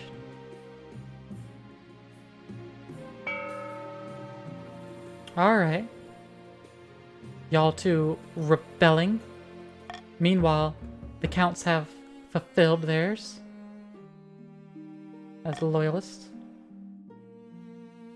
Roz, you are rebelled already. End of an era. There you go, you made the Counts win. Your Majesty, I'm here to tender my resignation. Fantastic. The Treasurer's resignation was last week. The Spymaster vanished without a trace. The Marshal has come down with mysterious illness, and your physician thinks she'll be dead within a week. I am sorry, Your Majesty, but the Council has left me no choice. I am assured that my replacement will be most satisfactory. As we were saying, Roz, I made the Counts win. Because they wanted someone in rebellion. I don't understand. I'm sorry, Your Majesty, there's nothing I can do. Goodbye, Your Majesty, and good luck. Don't I get to choose to replace you? Perhaps if you had more authority, Your Majesty, but the Council has overridden you on this one. Fare thee well, old friend. I'm left alone upon my throne. Or not quite alone. My wife's by my side. My new advisors are all Counts. They do nothing but promote the Eastern agenda. It's a terrible idea. We have to fight back. You're the Queen, for goodness sake. Surely you can... At that moment, the doors to the throne room swing open. Greetings, Your Grace. I shall be serving as your new Spymaster. And I am honored to take my place as your humble Marshal. Shall we get right to it? First order of business. We think the best thing you could do right now, for the good of both the kingdom and your health, is to abdicate. It's for the best. I would make for a much better monarch, don't you think? The kingdom's tearing itself in half over you. At least this will stop the chiefs from cutting off your head. How could you say such a thing? It's your best option, Your Highness. Your abdication is the only thing that will bring peace. It's the Reach Rebellion and Win condition at once. Well, yeah, they reached their win condition because part of it wanted at least one other region to be in rebellion. Speaking as your spy master, you'll be dead soon. Unless you gracefully give up the crown and go live on a farm somewhere, tending cabbages, shepherding your flock, etc. Sounds idyllic, right? We'll even give you an annual stipend to live off at the taxpayer's expense. You'll never worry for money again. No catch. And what if I refuse? Like I said, I'm your spy master now, and I'll try to stop the inevitable plots against your life. But let's just say I'm new to the job. Wasn't in rebellion, it was 13 Defiance. Ross. It said at 13 Defiance or a region in rebellion. As your marshal, I can't guarantee the troops will come to your defense, Your Majesty. If I must, Your Majesty, this is the wisest decision you've ever made. You announce your abdication the next day to gasps from the gathered crowd. Within a week, Monarch Sasa has taken the throne. Your abdication does bring peace, at least for a while. Concessions are made, a truce is hammered out, and the rebels lay down their arms. Within a month, you're living on a farm 10 miles from the closest village. No one out here knows your name, or who you used to be. Irina divorced you, of course, first chance she got. She didn't marry the queen, just spent her life as a farmer's wife. You are totally and utterly alone, except for the sheep. You don't hear much about how the kingdom is faring. You soon lose track of who's even on the throne. Instead of sleeping until mid-morning in a bed of silk, you're up at dawn mucking out the stables. Occasionally, some disease or disaster or grand war sweep over your little slice of countryside, leaving nearby houses in ashes and friends in graves. That's just life. But then things will return to normal. And you know what? You're happy. Though sometimes, secretly, you do miss being queen. I will wage war back on the throne and burn everything to the ground. I lived out the rest of my days on a farm, far from the capital. It was a quiet life, not without its pleasures. The chiefs launched a rebellion that accomplished nothing, besides distracting the queen while coming schemers took the throne. The patricians succeeded in turning the palace to a hotbed of bribery and corruption, but what's new about that? They failed to gain the throne and lost money in the process. A bad investment. The counts eagerly occupied the power vacuum that I left behind. With the coronation of Monarch Sasa, they hoped to have an iron grip on the kingdom that wouldn't loosen for generations. Of course, as history shows time and again, such ambitions seldom go according to plan.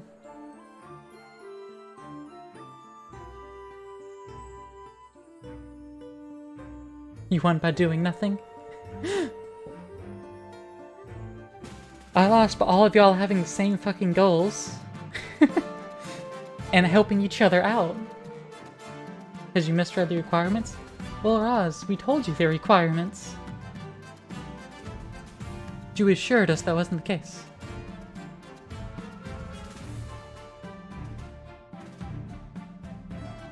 But hey, we're gonna continue this dynasty, so we'll continue living with what y'all have wrought. You all did great in reaching your goals. Y'all helped each other in your goals. And y'all had the same 3 fucking goals of the 9, which is insane. Let us continue from this point. You'll have to rejoin, but you'll be in the exact same houses. Exact same regions. You will have to put your pronouns back in there, because the game doesn't remember those.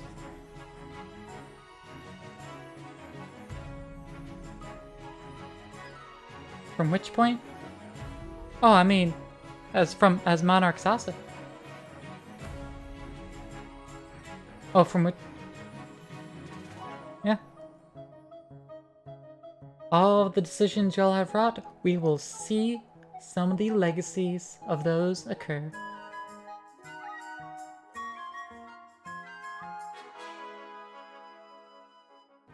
I get to rule from the corruption that both the patricians and the counts wrought.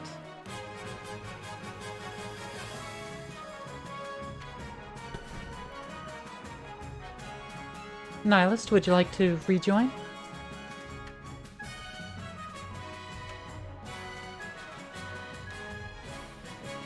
You're true to your North heritage? Well, when you continue it, everyone stays in the same group, so too much planning ahead's not for you. Ross, you say that, but y'all said you had forgotten about how your options are falling. Like you're experienced at this game very much.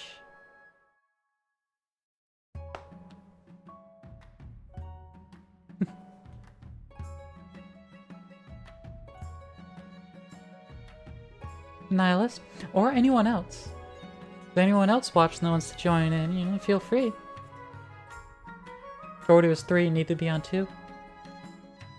I mean, yeah, but then you also rebelled. But lowering authority was the same goal as the entire time.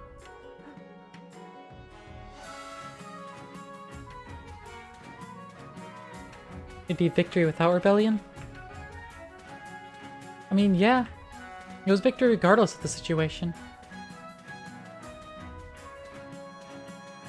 The only thing that would have stopped it is if the counts decided to rebel. Hey, there's Nihilist. Now we can begin. Alright. The stats are the same, except Defiance is basically reset, and the Kingdom Authority and Stability is reset. Let's go ahead and get introduced to the Council now. You were doing a dungeon? Ah. Events have proceeded exactly according to plan. The throne is ours. Now just remember our agreement. In all matters of state, you shall favor the East. I'm the monarch now, you can't push me around. I'm merely reminding you where your loyalties lie. Now, introduce yourself to the rest of the council, but don't forget what I told you today. You'll revisit the chiefs? Good luck in the days ahead, your majesty. You'll need it, dealing with us lot. And the patricians. Nihilist II. A pleasure, your serene highness. I hope to see our kingdom prosper and grow wealthy under your reign. And with that, the intros are done. What do you think? Will they be a good little monarch and do as they're told? Too early to tell, but I have a bad feeling. We should have a backup plan, just in case. Get coronated. Your Majesty, you may have won the throne from Queen Claire, but you must still answer to the council. As is tradition, they will decide what happens at your coronation. If we get changed to my waterproof robes, then it may be for the best, your Majesty. It's realistic, you're pale as fuck. Shall we call the nobles in? Well, I go ahead and veto an option if I don't like it. But, let's invite the foreign dignitaries and share our wealth. I got waterproof robes anyway.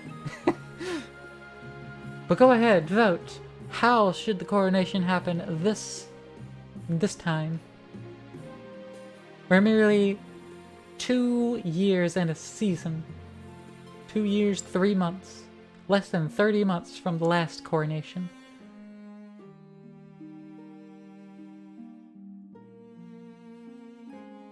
So you're agreeing with the monarch's choice in that, Roz? Anyone else? Zuki, Nihilist? Nihilist voting C. And Azuki joining in at B. Fantastic. We'll show off our wealth. Dignitaries arrive from all corners of Celestath. It's only appropriate you show off. A trained eagle drops a ruby-encrusted crown atop your head as you stand on a golden podium. The awed crowd includes such influential figures as the Dukes of Saul, the Princes of Tavalin, and even a pearl bearer from Atesh. Lucrative trade deals are struck at this evening's feast, increasing everyone's trade and personal finances. Kingdom's only broken now. Only the Grand Pensionary of Kurth is not in attendance. The Republic, after all, is fundamentally opposed to the very concept of monarchy. Alright, how will I pursue victory this time? Your Majesty, the history books do not look kindly upon usurpers. Unless, of course, they prove themselves worthy of the throne they have stolen. when you die, how do you hope the kingdom will remember you?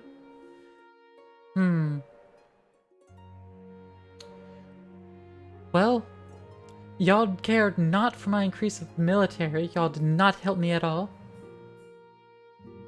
Y'all just sought to lower my authority and stability. Trade seems easy. It does. Architects of the New Age.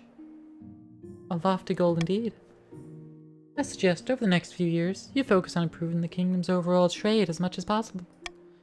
Once you have an heir, I'll return and discuss how your ambition is progressing. Good luck, Your Majesty. I never even got to that point. Y'all didn't even let me have an heir. I couldn't biologically produce with my wife. Or is that a soft lock of the game? I don't know. Chiefs of the North! We all know I should be on the throne, not this imposter monarch Sasa. How do we make that happen? Chiefs? Subterfuge, doppelganger, or are you gonna try Ragnarok again? Lower stability, lowest defiance, or raise your military? Ragnarok it is. Hey, Arachon! Thanks for literally joining in. You have joined as a chief. Your goal is to raise military.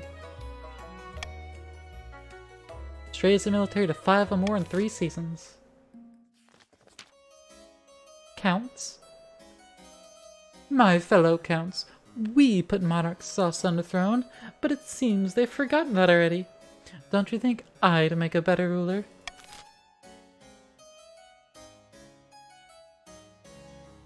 Will the counts now go for intimidation, ascension, or possession? Raise everyone else's defiance? Lower your own faith, or lower your own defiance?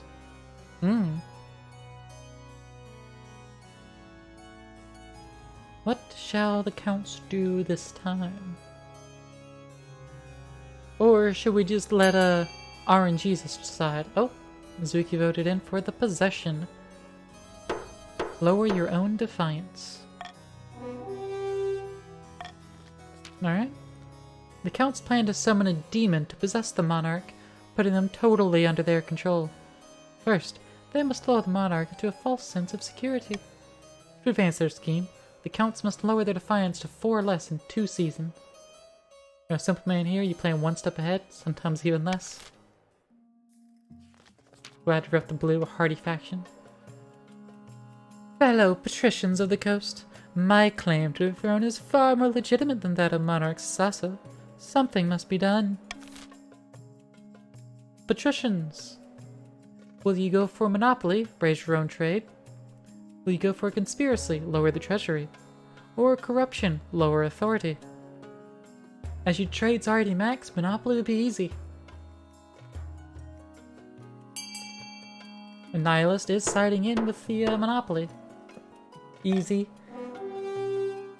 All of your schemes are already met. To start with.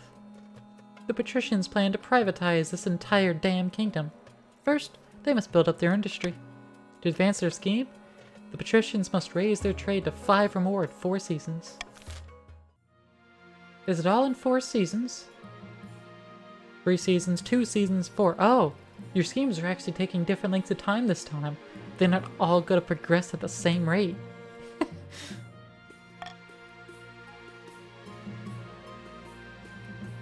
Alright. Well, let's give me an honor guard first.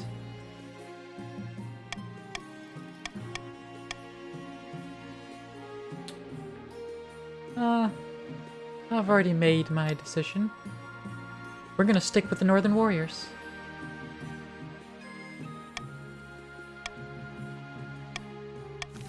I mean, then again, last time they were slaughtered by a werewolf. Or a werehog or whatever. They didn't live up to their legends. Hey look, there's another avalanche in the north. Well, this time I suppose the kingdom should lend a helping hand. Alright, we can't send financial aid because we don't have enough money. So, will we instruct the Archbishop to lead a memorial for those lost? Increase defiance, lower faith? Or there is nothing to be done? Aha! You don't get a vote! There's nothing to be done. Easy. Poor kingdom? Yeah. Poor kingdom indeed. If only it wasn't rife with so much corruption and the counts taking over everything. And the North helping both of them with that issue. Nobles vote nothing. And there is little complaint, yet again. Alright, let's check on these border raids. Your esteemed highness, those damn chiefs are up to their old tricks. Chief Roz has been leading their warriors on raids into my lands. Nobody was hurt. They shook down my peasants for a petty coin and stole lemon straight from my finest groves. Fluid intake? Got it. Also, Nihilist, your trade went down by 1 because the North literally stole it, as well as 300 of your personal gold.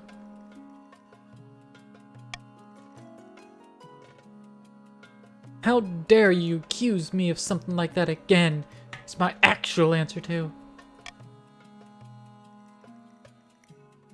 Your greatness, I have no idea what noble patrician Nihilist II is talking about.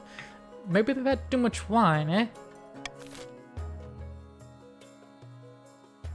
Should we either order the chief to compensate Nihilist II for the stolen goods? Should we send the spy master to investigate? Or should we tell Nihilist II to bring proof when making accusations? I mean, I'm personally for redistributing wealth there, but you know, y'all vote how you wish.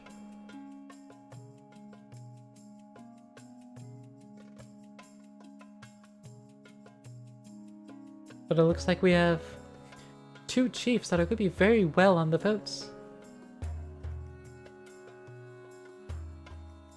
Oh, we got a split on A and C. Oh. Unfortunately, C's got it. Zuki and Nihilist, y'all are gonna have to work together if you want to outvote the chiefs that are on the same page. Steps below, you want proof? Is my word as a noble patrician not enough? Clearly not. The council has spoken, Jackanape. Go and cry into your silk pillows. And that is this season. Now it's time for auction. There's A is a cathedral to increase the faith of the North, or a fortress to increase the military of the North. D is a library to increase stability, and D is a monument to increase authority. E is a deer park to decrease farming for the patricians, and F would increase the patricians' trade. Well, let us begin the auction. There's a 0 funding here, 1 funding, 500 on B. Do I hear anything else? We have anything else here? 600 B, 600 on C. Anything else? Anyone? I'm not going to keep that up for the entire minute. But so far, it looks like we're increasing the chief's military. Oh, we're also going to increase stability of the kingdom. Are y'all going to benefit the kingdom at large? My. Ara. Oh, got some extra funding on E to just tap Azuki out. To increase... Oh. Nihilist funding 100 on F, but that's not enough to be in the top 2 slots. You have to vote higher than one of the 2 on the top 2 slots in order to get it built. And we have 5 seconds remaining. Let's see if any final bids are gonna come in. Are we increasing military and authority? Oh! It was E, not... Right, I looked at the wrong one. We're increasing the military of the chiefs and decreasing the farming of the patricians. Interesting move, Roz. Interesting move.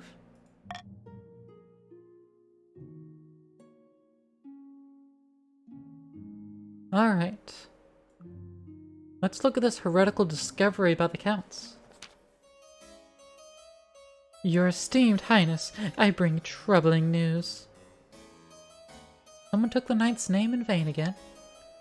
Not quite, your highness. A group of individuals in the east are meeting in secret to breach heretical teachings and engage in rituals. They are disciples of the 10th. They believe that one day, a prophesied 10th god will save us from the apocalypse that the 9th is setting in motion as we speak. Dangerous nonsense. Regrettably, I require the Council's permission to launch a proper investigation. Otherwise, my inquisitors would have destroyed the cult before it had a chance to spread. Can I not do this option at the bottom? Forget nobles give you my express permission? Why can't I do that vote? Is it because faith's too low across the kingdom, or what is it? I'll hold a vote on this matter. So did we send the Inquisitors to investigate, lowering stability, increasing faith? Should we deny the Inquisition to the East and lower faith? Or should we repeal the law that prevents the High Inquisitor from investigating at will? Will lower stability but increase authority, increase defiance, and increase faith. I just want to send the Inquisitors. Yeah. A or C, really. But y'all get to decide. Do as you wish.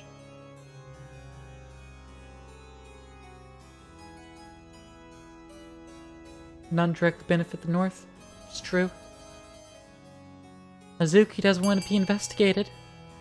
But apparently we are sending the Inquisitors. We're still keeping the law in place, apparently, but sending the Inquisitors. The High Inquisitor and her followers are swift, as they are ruthless. Within a month, the fetid corpses of the heretics hang from the battlements of Porinsk, the town where the cult had begun, increasing the East's faith, but decreasing stability by 1. What's the curious discovery then, Ross? No, it's Erican. Your Majesty will recall the devastating avalanche that struck the north. Yep. The avalanche had covered an ancient stone door embedded in the mountainside. We suspect it may be one of our ancestors' tombs. Some locals pried open the door and investigated within. They did not return.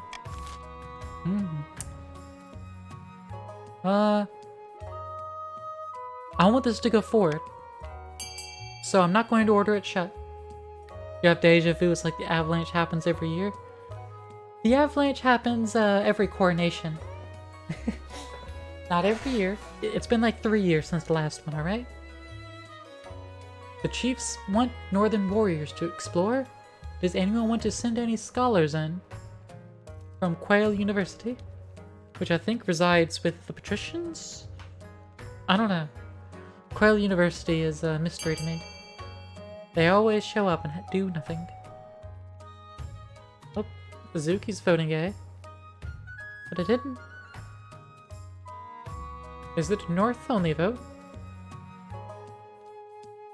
Huh.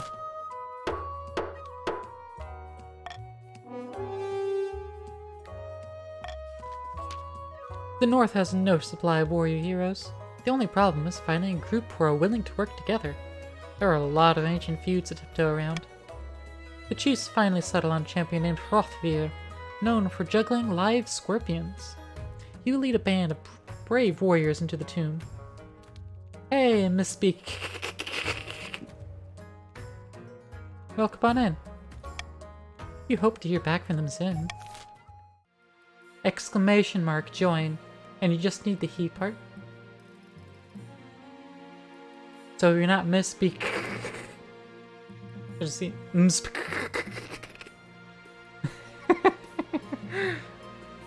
Team check? Yeah, you didn't join. You need exclamation mark join. MS. But once you join, we'll check the noble list. Meanwhile, I need to consider a spouse. It's important I find one sooner rather than later.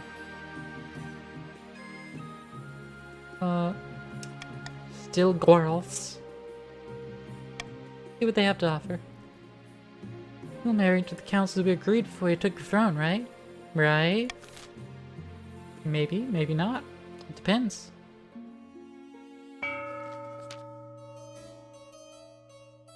MS. Currently we got 2 chiefs and 1 for either one.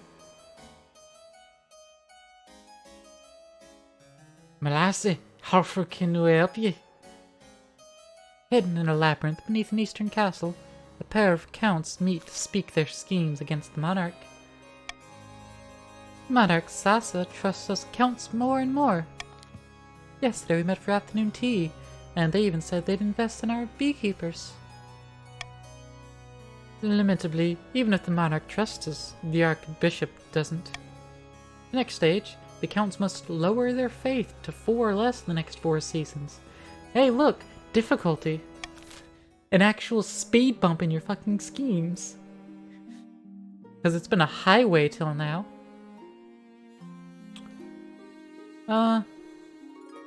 You know, I don't want to show any favoritism. Since this new monarch comes from the counts, we need to tax the counts to show everyone there's no favoritism. None at all.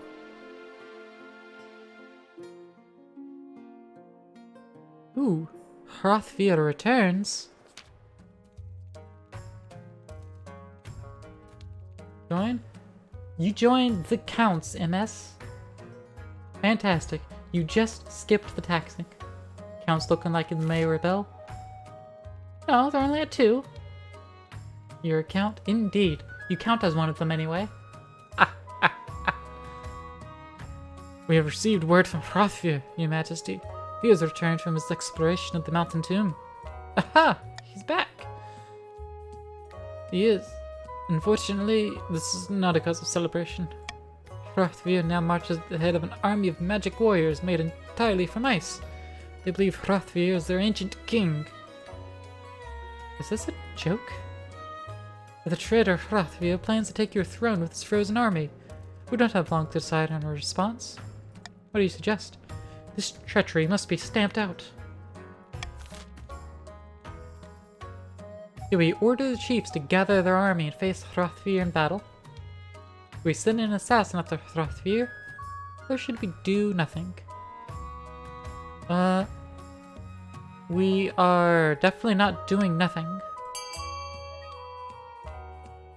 Yeah, vote A. 70% military check?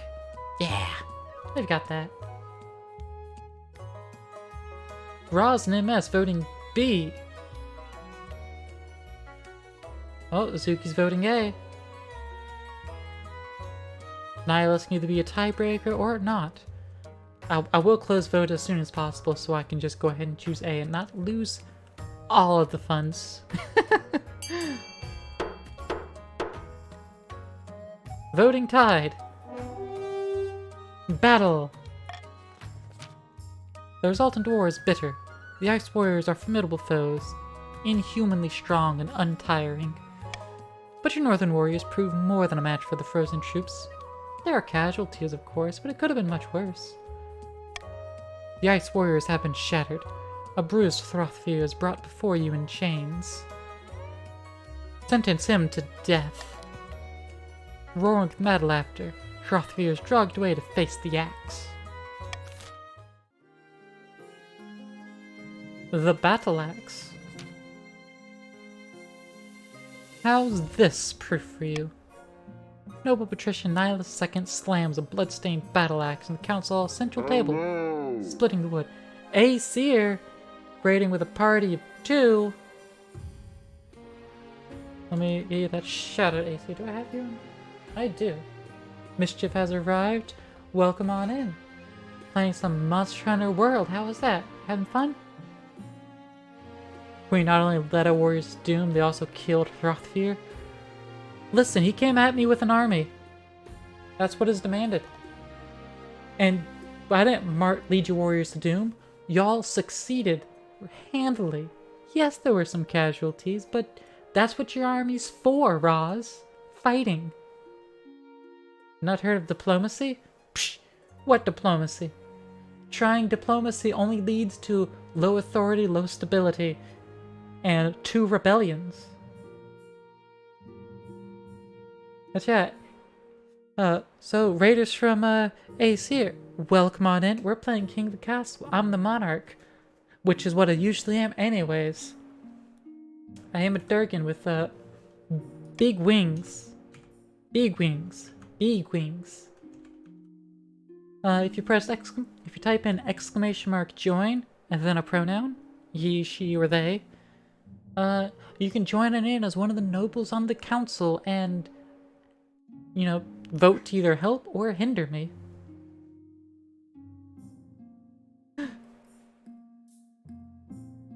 Rothvia betrayed our loyalty. We are the guard. We cannot bite the hand.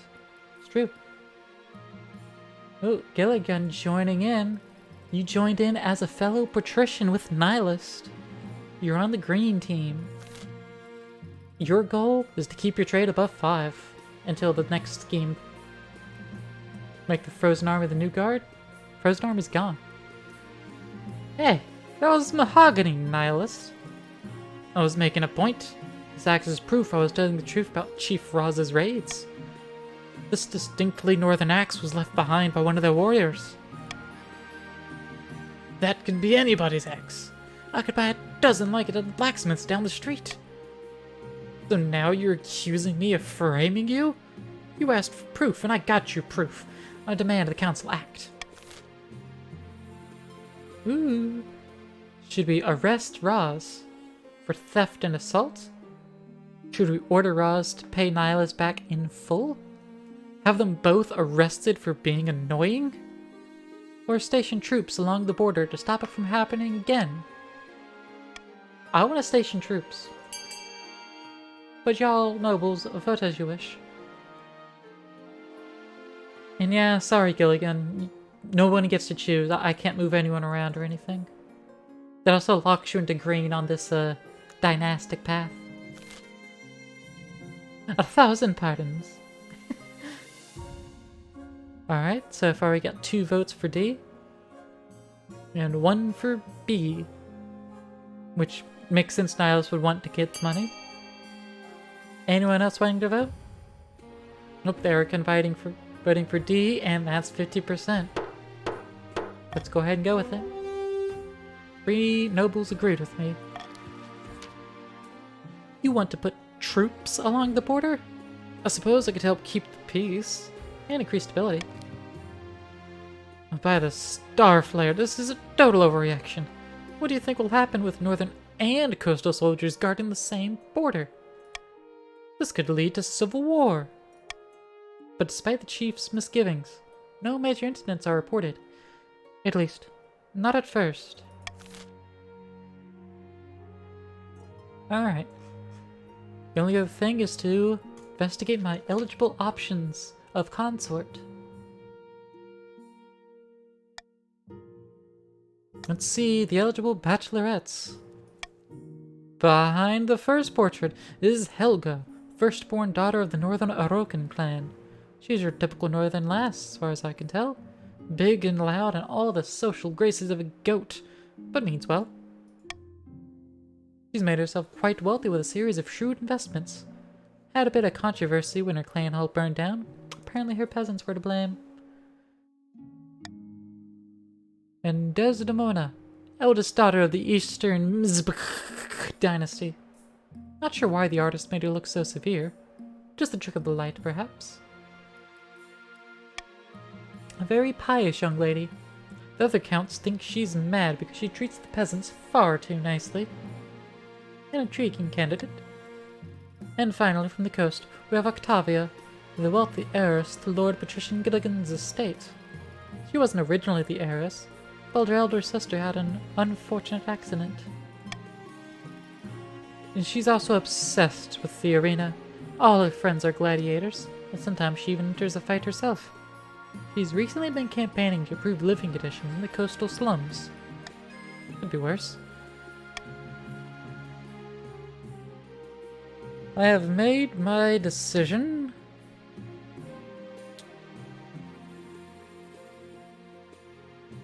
my decision shall be... Helga of the North.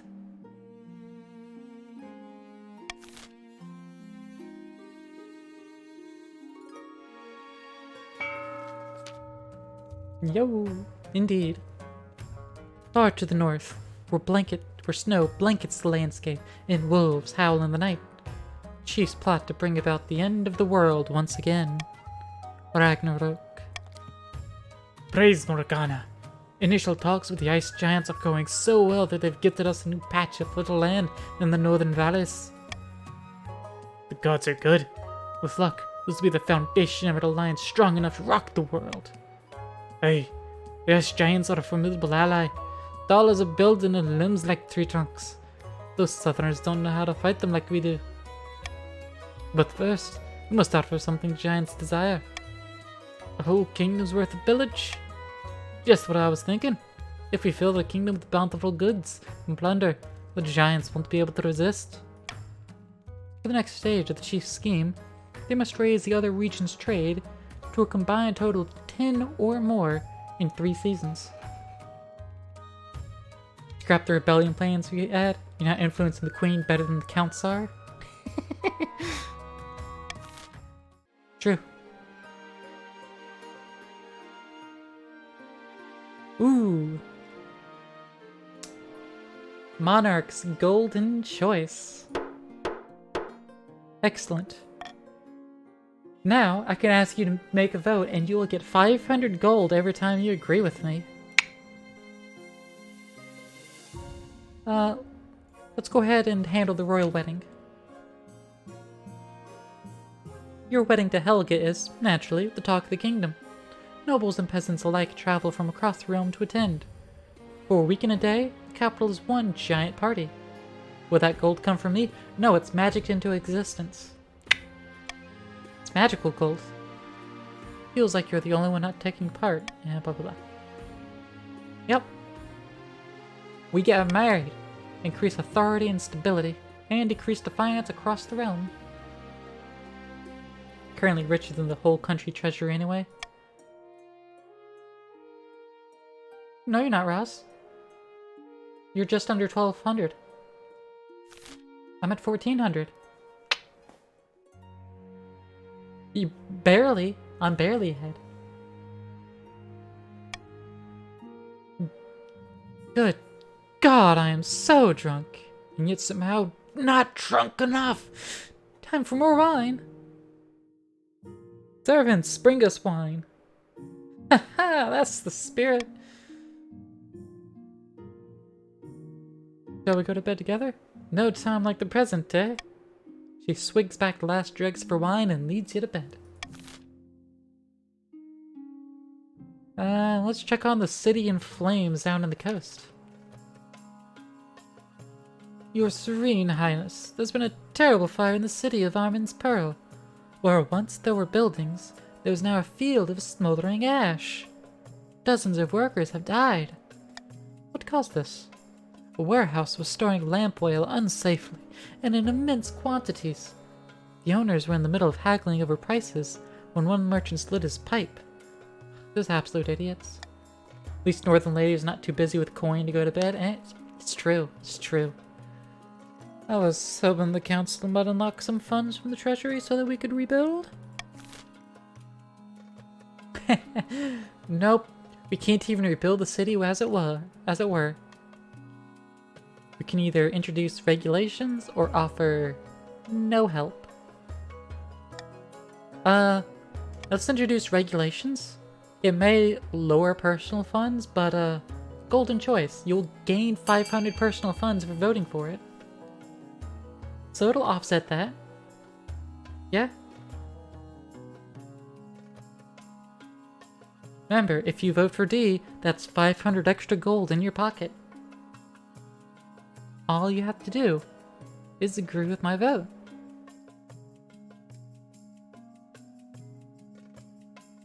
Can't let ourselves be our own downfall. It's more authority. Shh! Don't mention that, Ross.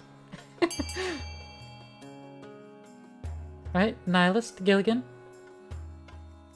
No, there's Nihilist. MS and Gilligan? Do y'all wish to get in on this this free gold? I'll give y'all another moment or two. Especially since it's gonna happen that way anyway, so you might as well get some money, right? Right?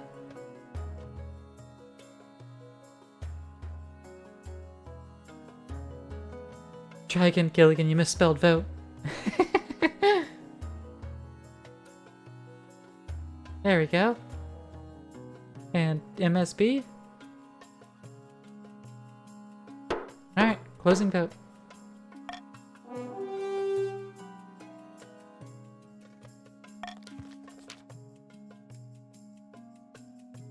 Authority is now iron-fisted. Most of the townsfolk celebrate that justice has been done and future disasters have been averted, though the patricians, who bear the cost of rebuilding, grumble that money would have been much more helpful. Depths below, what is the point of having a monarch in the first place? Meanwhile, merchants chafe against the new regulations. Many migrate to other regions where the laws are less restrictive.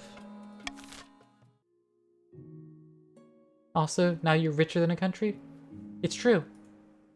Now you're a little bit richer than a country. A terrible curse in the east. Count MS rushes into the council chamber, breathless and in disarray. By Odell's horn, you look like you haven't slept for weeks. That's because I've been placed under a curse. Look, my hair's falling out in chunks. But perhaps you're ill. Or old. It was one of my peasants. I saw it in her eyes. She is an evil witch. Gonna stop showing you an address? Well, Roz, you didn't join with a pronoun. So it randomized your appearance and gave you address. I'm pretty sure you didn't join with a pronoun, it was just they. Think you did? I can't tell anymore. Besides, it's a kilt. It's not a dress, it's a kilt.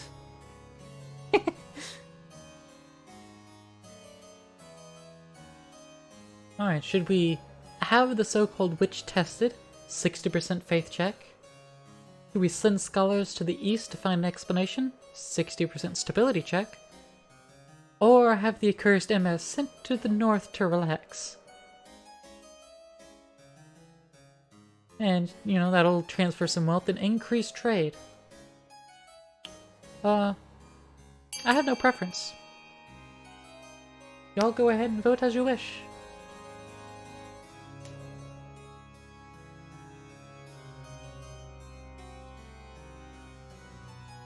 Yeah, if I type browse, it's gonna show you, won't show what pronouns you joined with.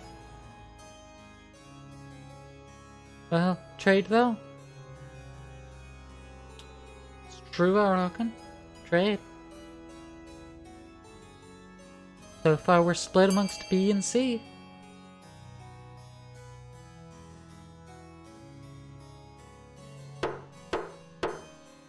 Voting's tied. Don't mind transferring his wealth north. Want stability to be around 4 or 5, not 6. Let's do that stability check. 60%. Let's roll the dice. Success! Farming is now a cornucopia. Sure enough, the scholars from Quail University discover a contaminated well on MS's estate. Not enough to kill, but enough to make his hair fall out and set his nerves on edge.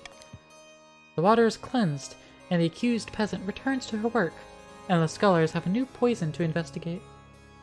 Increasing stability.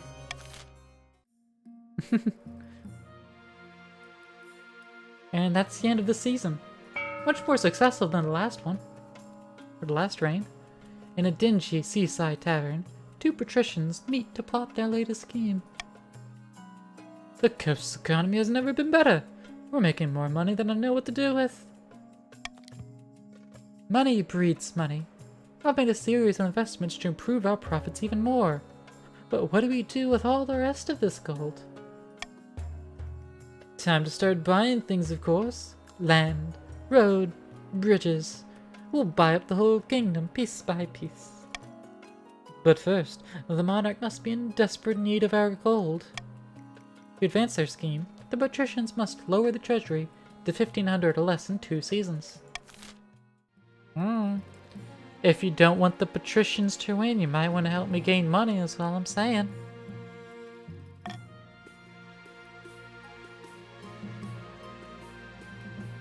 Let's check out this petitioner from afar. Your Majesty, there's her petitioner. Don't exactly know where she's from. I know where she's from. She's Oread, from the Republic. Yes, yes, yes. I assume you have good reason for letting her in. Oread, beloved. Tell me more about this proposition, Oread. Oh, you're gonna give me some gunboats. Wait, you're gonna give me some boats. Huge boats. Filled with guns. Gunboats. And what is this favor? You wish to stay? Alright, what did you do? Simply wish to keep your dealings private.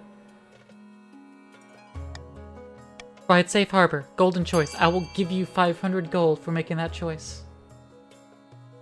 If I want the patricians to win, I can use my taxes. It's true. Right, safe harbor for Oread. A.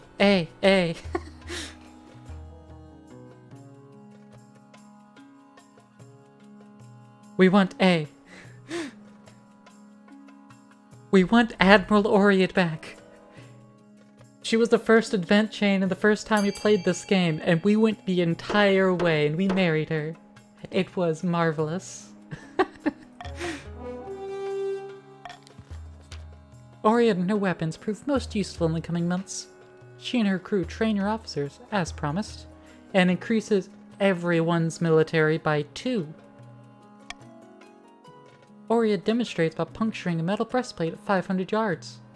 The council clearly made the right decision. Absolutely did. Can't believe I've got the Oread questline again. I am so ecstatic. Helping Hand in the north. Lhasa, I had something I wanted to ask of you. What can I do for you? As you surely know, I run a very successful lumber company back home in the north. But the current laws are a little restrictive for my trade. Lots of tariffs and regulations, you know how it is. I was hoping you could push for some changes in the council? Eliminate some of the more cumbersome quality standards for northern lumber, perhaps? You want me to give the north preferential treatment? Let's assemble the council. Should we relax quality standards on only northern lumber? On all lumber? Or should we do nothing? Not on all lumber. Relax quality standards, only northern lumber, or do nothing? A or C? Oh, Nyla's voting for C.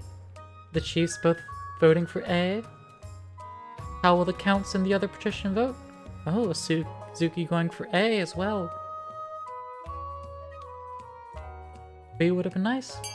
Yeah, that's why I didn't vote. I didn't want y'all voting for it. So 3 of 6 voted for A. Let's go with that. The other regions are outraged by the clear nepotism that's taking place, but Helica pays them no mind. As profits pour in, she even shares a portion of the income with the treasury. And we got 650 funds. Council locked anyway with this high faith. It's true.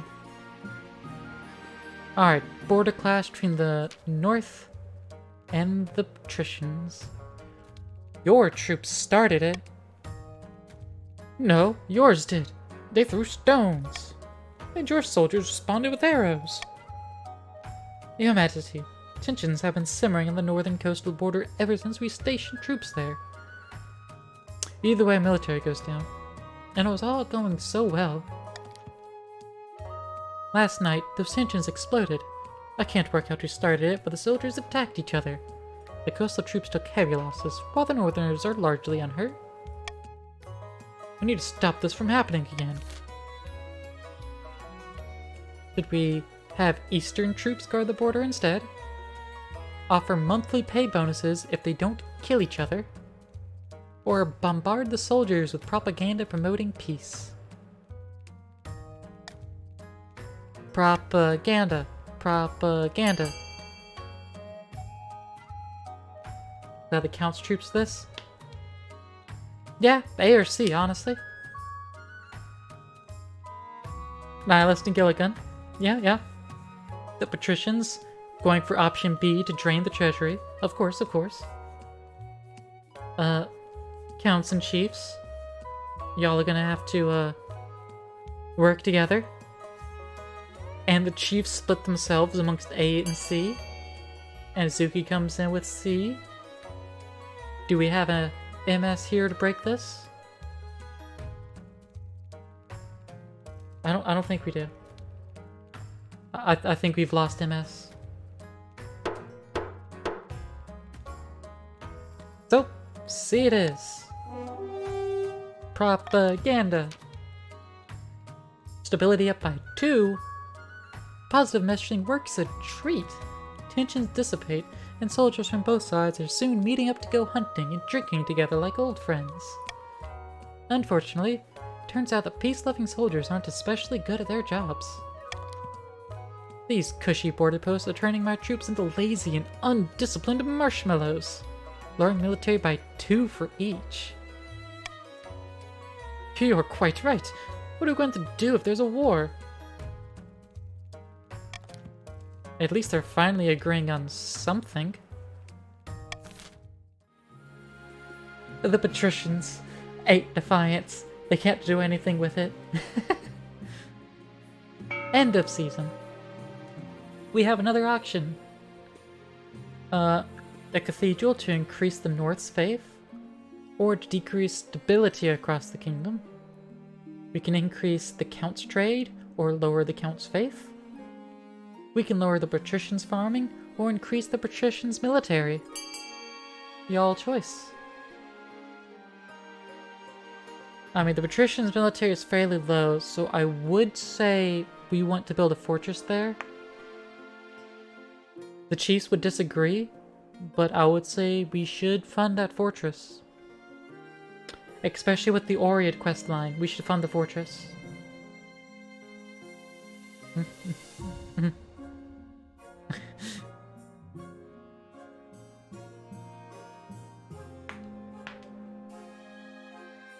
Oh, now we're actually having bidding wars. What'll the final ones be? Right now, the fortress is getting funded. Thank you. The prison's also getting funded. No thank you.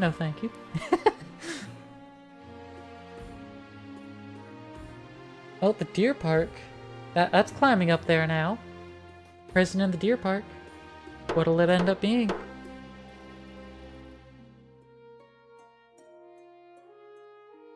We got the prison and the deer park. The Chiefs are funneling their money into those two. Alright, well.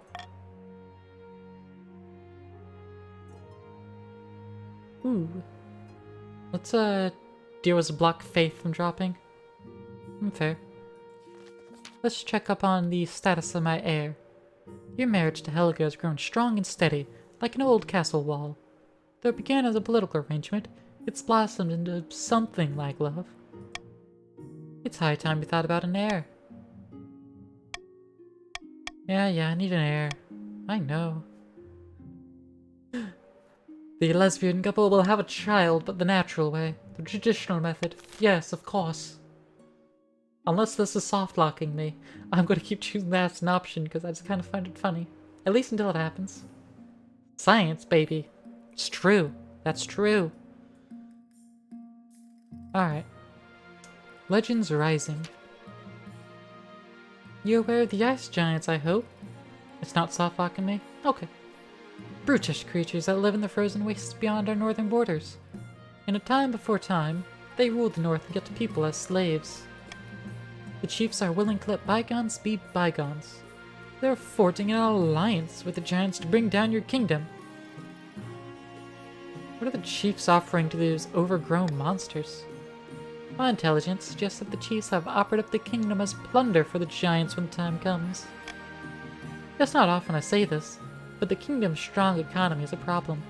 Even ice giants can sense such a lucrative opportunity. What am I supposed to do? Tank my economy? Well, that would certainly be one strategy, yes. Did we send a tribute to the ice giants? Build a great wall? Or trust in the strength of our arms? We should build a wall.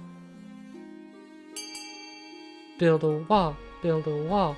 Delay them by a season. Fine with tribute? No. No tribute. Wall.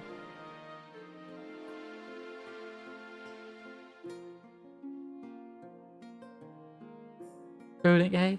That's going to lower the trade for possibly all the regions? I think we should build a wall instead. B is only one turn. One turn might be all we need. A stops till you raise the economy. Potentially. Potentially. But we're just gonna delay you for a single season. A wall? I don't really think that's necessary. Such things are always torn down eventually. Perhaps they're right, but at least it'll take time for the giants to tear the wall down. Work on the so-called Sasso's wall begins right away. There's no time to waste. The chief's stat goal will not be evaluated until the end of next season. Private exchange. The Kurth captain that allowed to stay in the capital, the one who traded his weapons, she's been the cause of some concern. Nobles have complained that she's been rude and confrontational. She does not know royal etiquette after all. Worse, some suspect her of being Kurth's spy. Very well, I will have a word.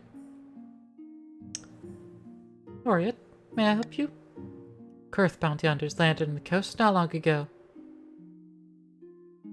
And they're looking for me. I did not expect them to come here. Clearly, I was wrong. Tell me what you did, and I might help you. My crime was a crime of thought. I dared to disagree with the other senators on a matter of great import. Aqua coming in with the health check? Sure thing.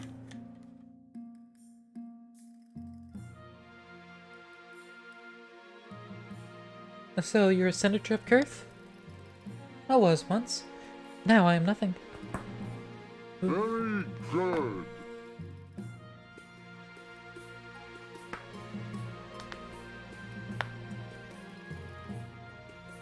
You'll be fine if you stay with me, Oriet. Very late. Have a great stream. Alright, Aqua. You take care of yourself. Have a good sleep. Are you sure? I'm the monarch. There is nowhere safer. Very well. I hope my trust is not misplaced. With 8 authority, 8 stability, and 8 military in 2 other regions, we'll be fine. Oriet, Oriet. A count rides to a remote, unrockable spot of moorland. Soon, another joins her. Unfortunately, my peasants are getting dreadfully devout. We're in no state to make a move against the monarch. It's far too dangerous. The High Inquisitor will pounce as soon as we do anything. The Count's aim is to lower their faith to 4 or less.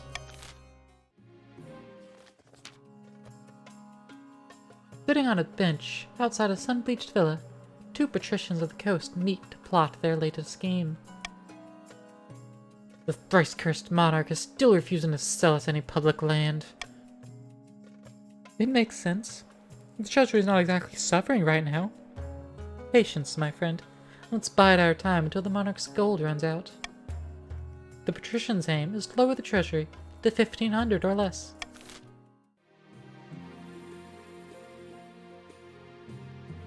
Okay. Let's see. Patricians have a lot, but they're also very high in defiance.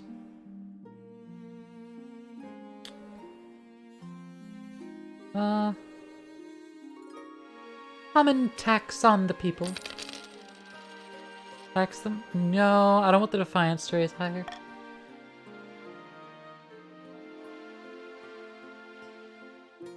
Famine in the coast. Hello, Your Majesty. I've traveled all the way from the coast to beg you to do something about the price of grain. I can't afford to feed my family. A day of back-breaking work isn't enough to buy a day's worth of bread. Oh no, stability double drop. She's right. The grain price in the coast is beyond all control. Greedy merchants rake and profit while the common folks starve. Should we put a cap on the price of grain? 90% authority check. Subsidize the grain and ensure it's sold for half its worth. Take almost 1,000 from the treasury. Decrease stability but increase farming. Import grain from the east and distribute it from free. A lot more money drop. Personal goes up, but stability increases. Or let the free market correct itself.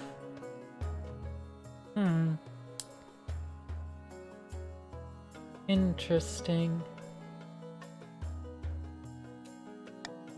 Let's just put a cap on the price of grain. It's a golden choice. Vote with me and you will get 500 ducats to your name.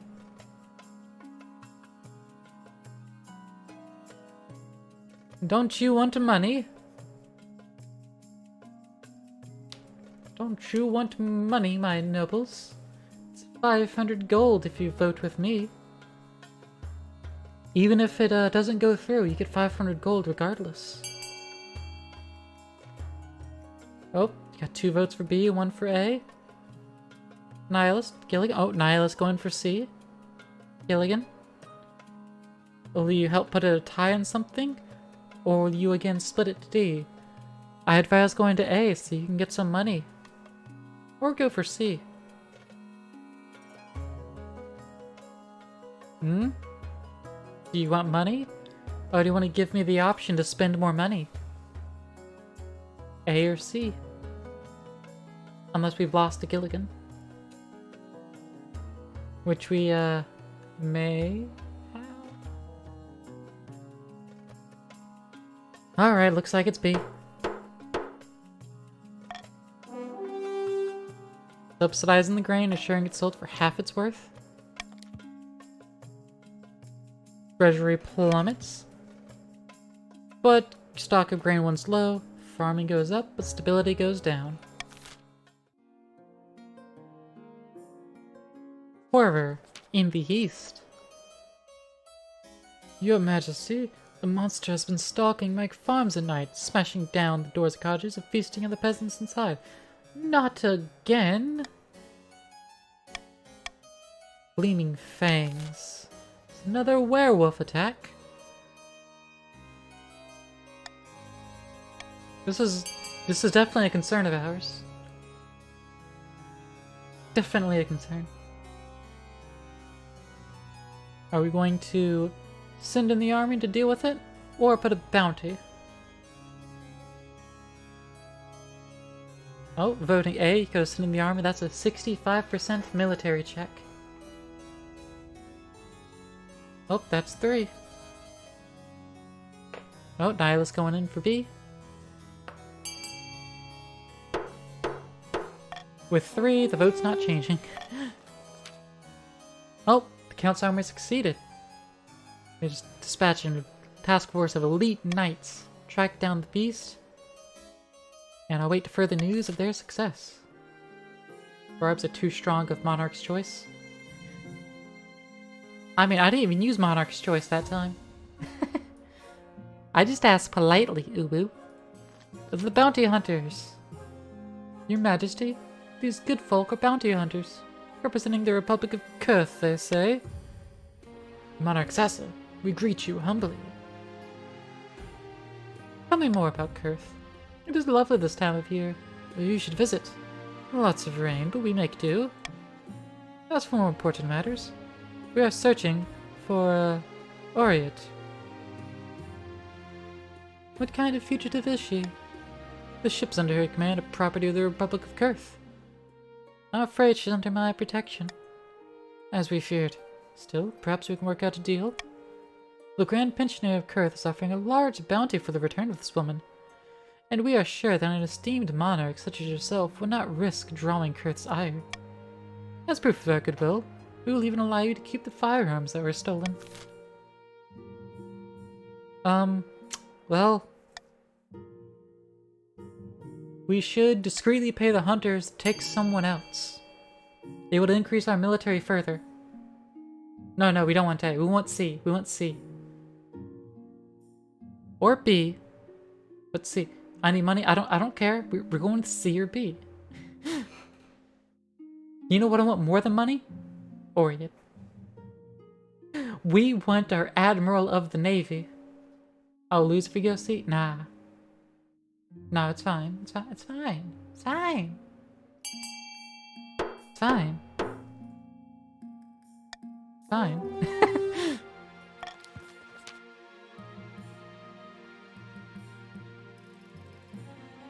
Bounty hunters leave with the head of a nameless prisoner. Military is now capable.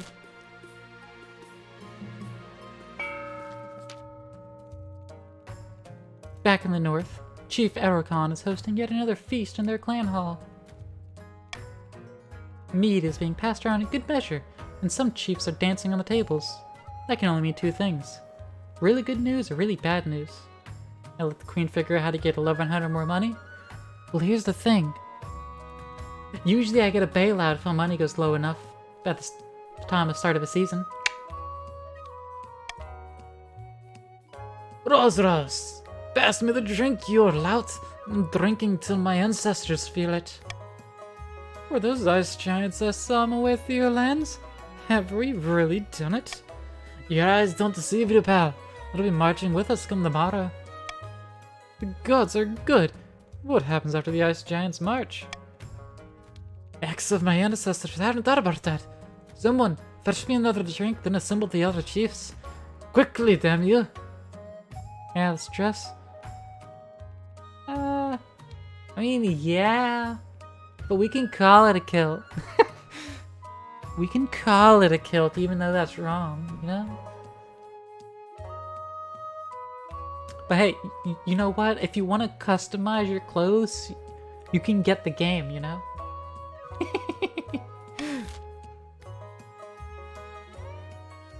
Alright, chiefs. Are you gonna let the ice giants fight alone and swoop in the kingdom's rescue? Or are you gonna march with the giants and devastate the kingdom? You want lower authority or stability?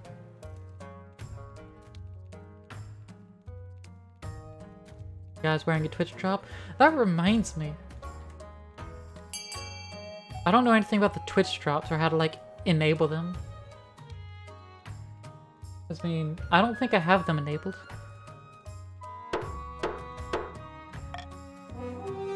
But I really ought to if I can.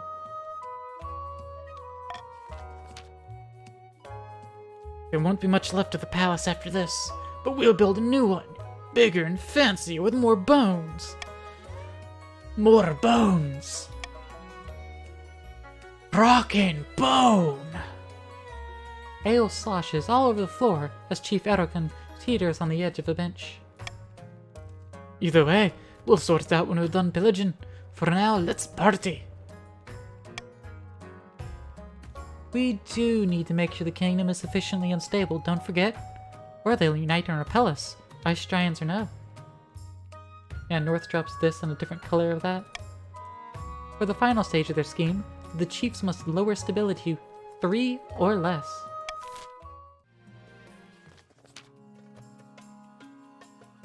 Sitting on a bench outside a sun-bleached villa, two patricians meet to plot their latest scheme. What to owe this pleasure, Madam Treasurer? Oh, give it a rest. You know why I'm here. Let's just hurry this up, shall we? Where do I sign? Here, and here, and here. Oh, there you go. You've got what you wanted. Of course. Goodbye, Madam Treasurer. You my eyes deceive me? Was that the Royal Treasurer you were speaking with? Indeed, my friend. Good news. With the monarch's gold running out, the treasurer is willing to sell up the kingdom's roads and bridges. Soon, this kingdom will be ours. What will we do when we own everything? Patricians! Vote!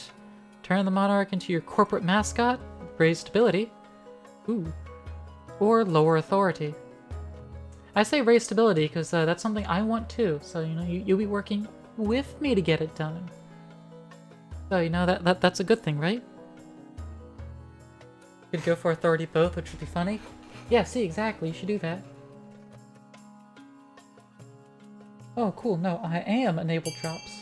Cool. You're gonna raise stability. Nice. Good choice, Nihilus, good choice.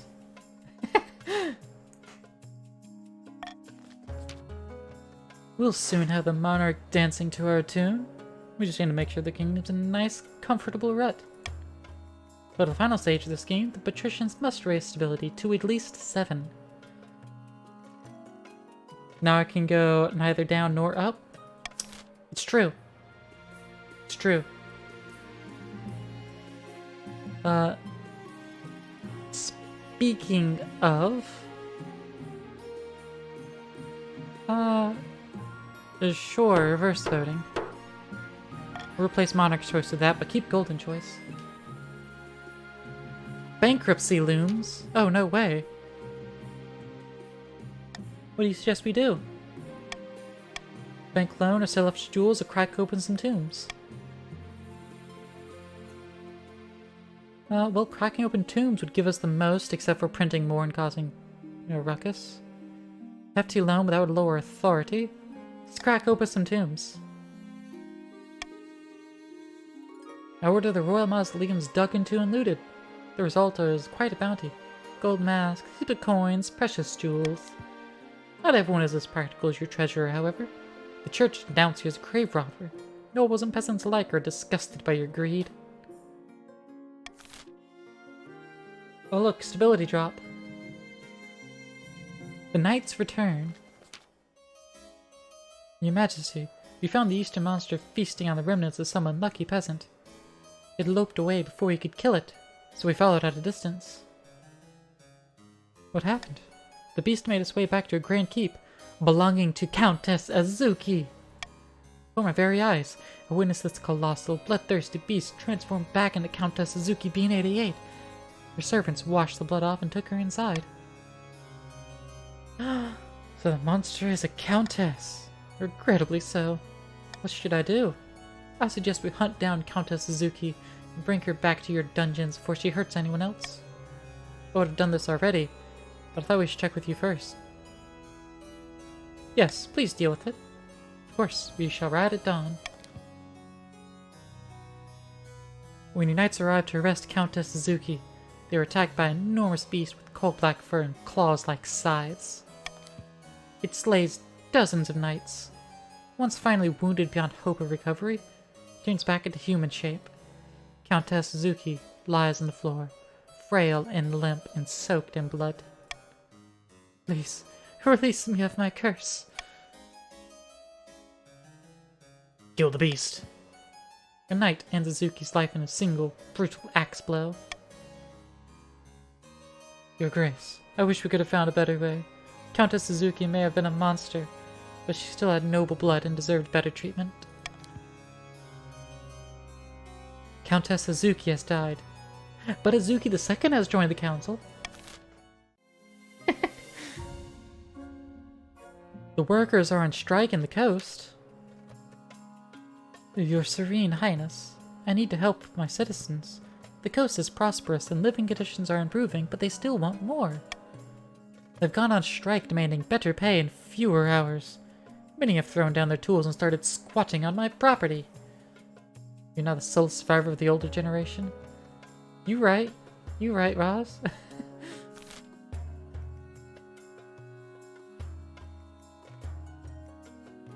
We should deliberate with the council. Should we send in the coastal troops, which will lower stability but increase authority? Issue a royal proclamation, 70% authority check. Compensate them from the treasury, or give them what they want. Decrease authority, increase stability, and increase trade.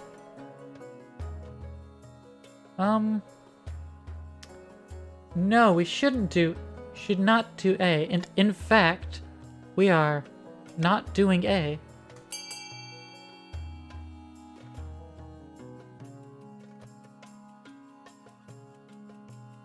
You should do B. B is probably the best there. You know, that 70% authority check?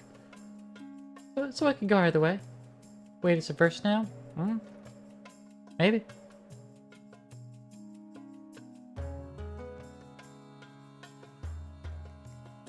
B it is. Oh. We're tied between B and D. That means I get to decide. And, I would like to...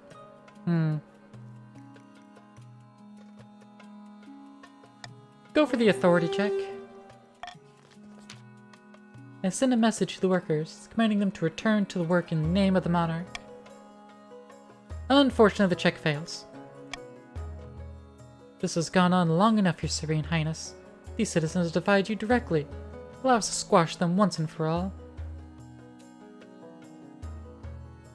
Should we hold our nerve? Give in to what they want?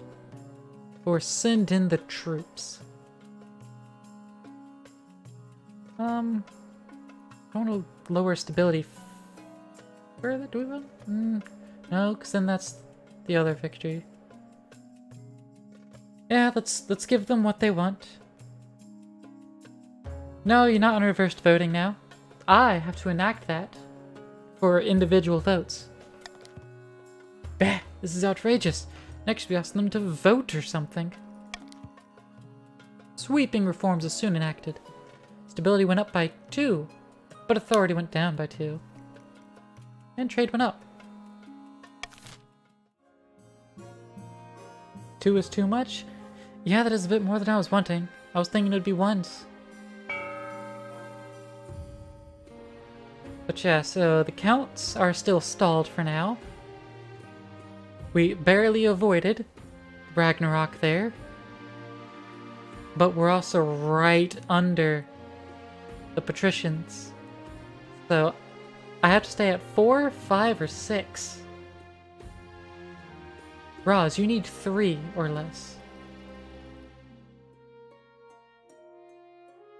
So I gotta stay right there in the middle. Roz, please. Alright. My heir. My quest for an heir is finally complete. Thassa, the second stability is increased. Stability is now 7. Thassa the second.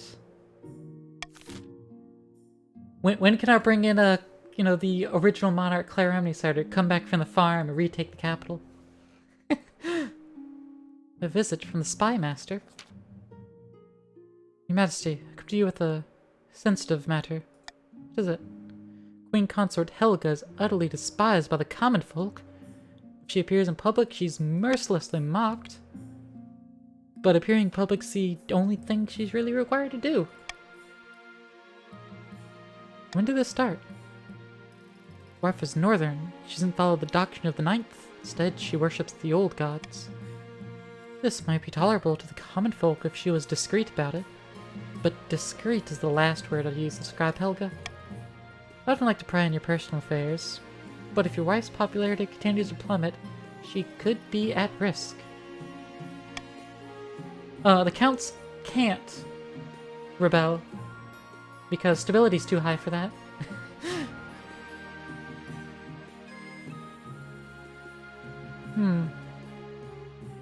I must discuss this immediately.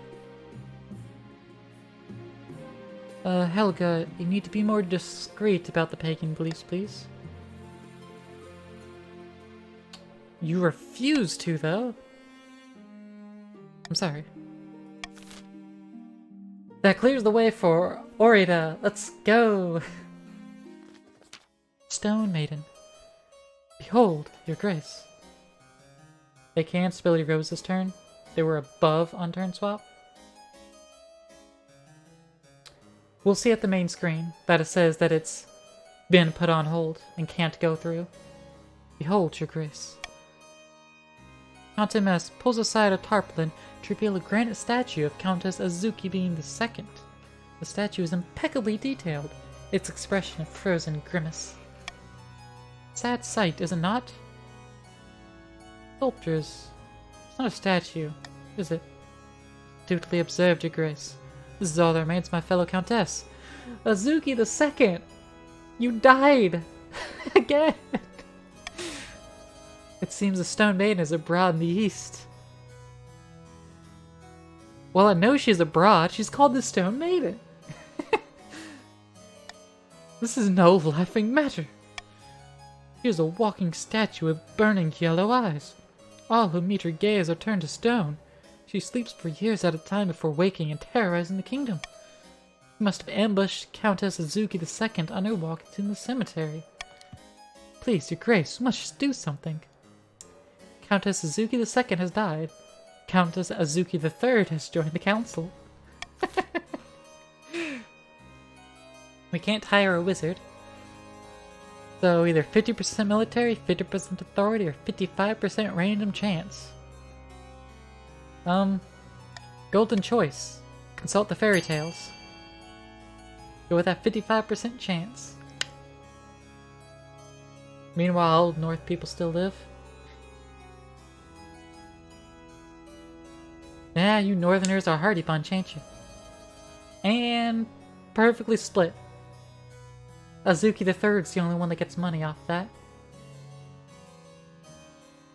Think B has the best chance to lower stability? Well, Erican, you can't do A. Don't have enough money to do A.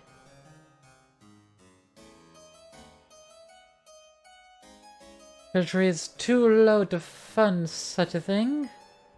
Apparently it costs like 2,000 gold to hire a wizard. You could do D and get some money out of it. Whose fault is it? Probably the patricians. It's all Nihilust's fault.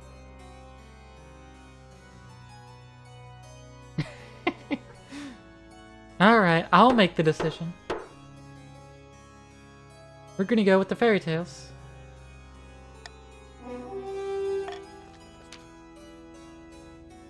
Someone hoarding the Western guns, paying 2,000 cash to keep the...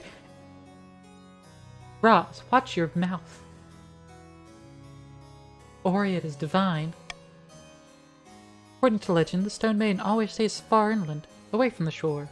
Perhaps there's something there? Success! That's the solution. A saline solution. She must react badly to seawater. You send a squad of knights, each armed with a blindfold and a bucket of seawater. To your great surprise, it works. As soon as she's drenched, the Stone Maiden shrieks and flees back to her underground lair, where she falls into an immortal slumber. The rebellion halted. This defines the low authority or stability.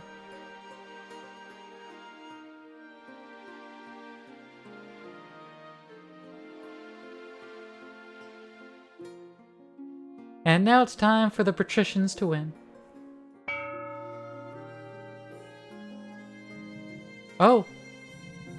If we pay for the prison to lower stability, it won't really change anything, but we can fucking try it.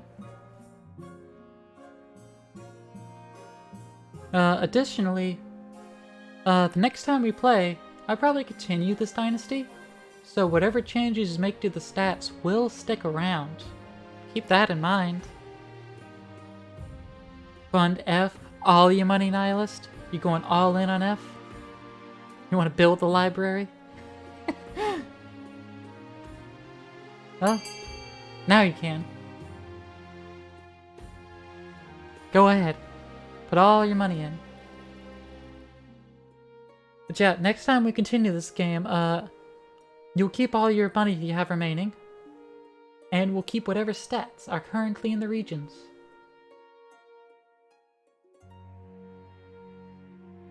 Took so long for me to get an heir. I never got to go forward on my own ambitions. Azuki, you could drop a lot of money on lowering stability with the prison. And then, yeah, you can't really do much else. Unless, Roz, you put all your money into that fortress. Told you I was promoting the worst case for me. I wanted Oriat. Balancing out stability between 3 and 6 was hard. 4, 5, and 6, Roz. Quit spreading lies about 3.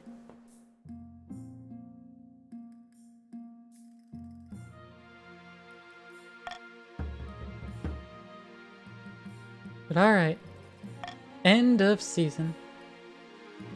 Our corporate overlords. It is actually 3. Roz, if we hit 3, you would have won. Our corporate overlords. It happens gradually, like a frog slowly boiled. At first, it's paying a few patrician tolls here and there, to cross a road, to sail down a river. But as cash reserves grow, so do their acquisitions.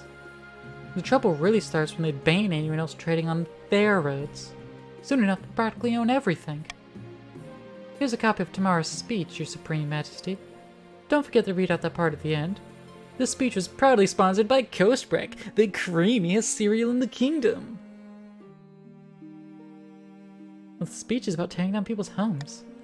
We can't build our factories in the countryside, can we? Where do we get the workforce? After you've mentioned the sponsorship, don't forget to add that you can't get enough of that creamy coastal crunch. That's very important. What if I say no? Look who woke up with a spine this morning. If you say no, we'll put a drop of poison in your ear while you're asleep. A quick death. We'll tell our customers you died heroically, saving a child from a bear or something. Then we'll replace you with our younger mascot, with better hair and whiter teeth. It'd be a net win for our brand anyway. Oh, one more thing. Canceling council meetings from now on. What about the Constitution? The Constitution is just paper. It's good for hanging next to toilets, and that's about it. The council's completely redundant. All their decisions need approval from the board of investors anyway. Might as well let the board make the decisions from now on. People who bought a stake in the kingdom, obviously. Didn't you know? They've been running things for a while now. Don't worry, your job's not under threat. Your palace attracts a lot of tourism. But the council's gotta go. I guess the board's mostly patricians, right? Yes, it is. You're right, we need to diversify. Maybe we could let in a count or two. Couldn't hurt. They'll just be outvoted anyway. The board took a vote and we all decided it was the right thing to do. The chiefs did try to besiege the capital, but the north is pretty much bankrupt, so all the industry started moving to the coast. When the soldiers arrived, we simply hired them. Right now, they're still working the salt mines to pay off the debts they built up while marching on our roads. Is anyone fighting you? No, not really. We are... what's the phrase? Too big to fail. Anyways, I must stop yapping. I've got a board meeting. I'll leave you to practice your speech. And this segue is brought to you by LTDstore.com. Once noble patrician Nihilus II has departed, you take a longing look out the window. The capital skyline has been devoured by smoke from the new factories. With a sigh, you begin practicing your speech.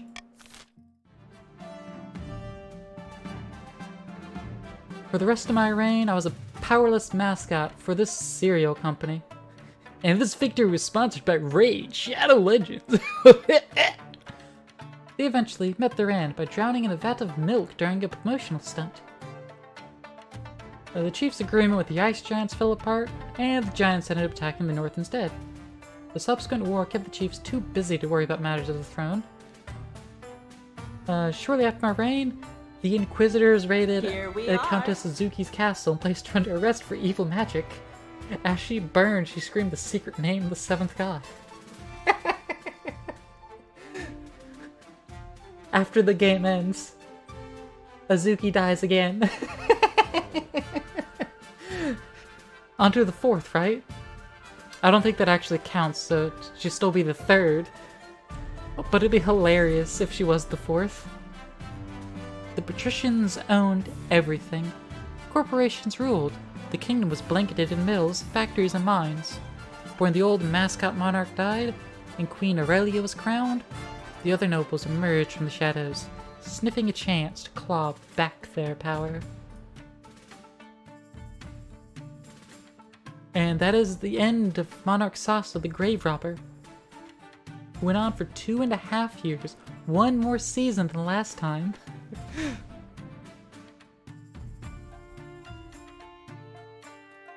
Wealthiest noble? Zuki III at nearly 3,000 gold. Poorest was Nihilus with 0. As for the kingdom, stability at a 9, authority at a 6, treasury 1800. The patricians had max defiance and trade, counts had max farming.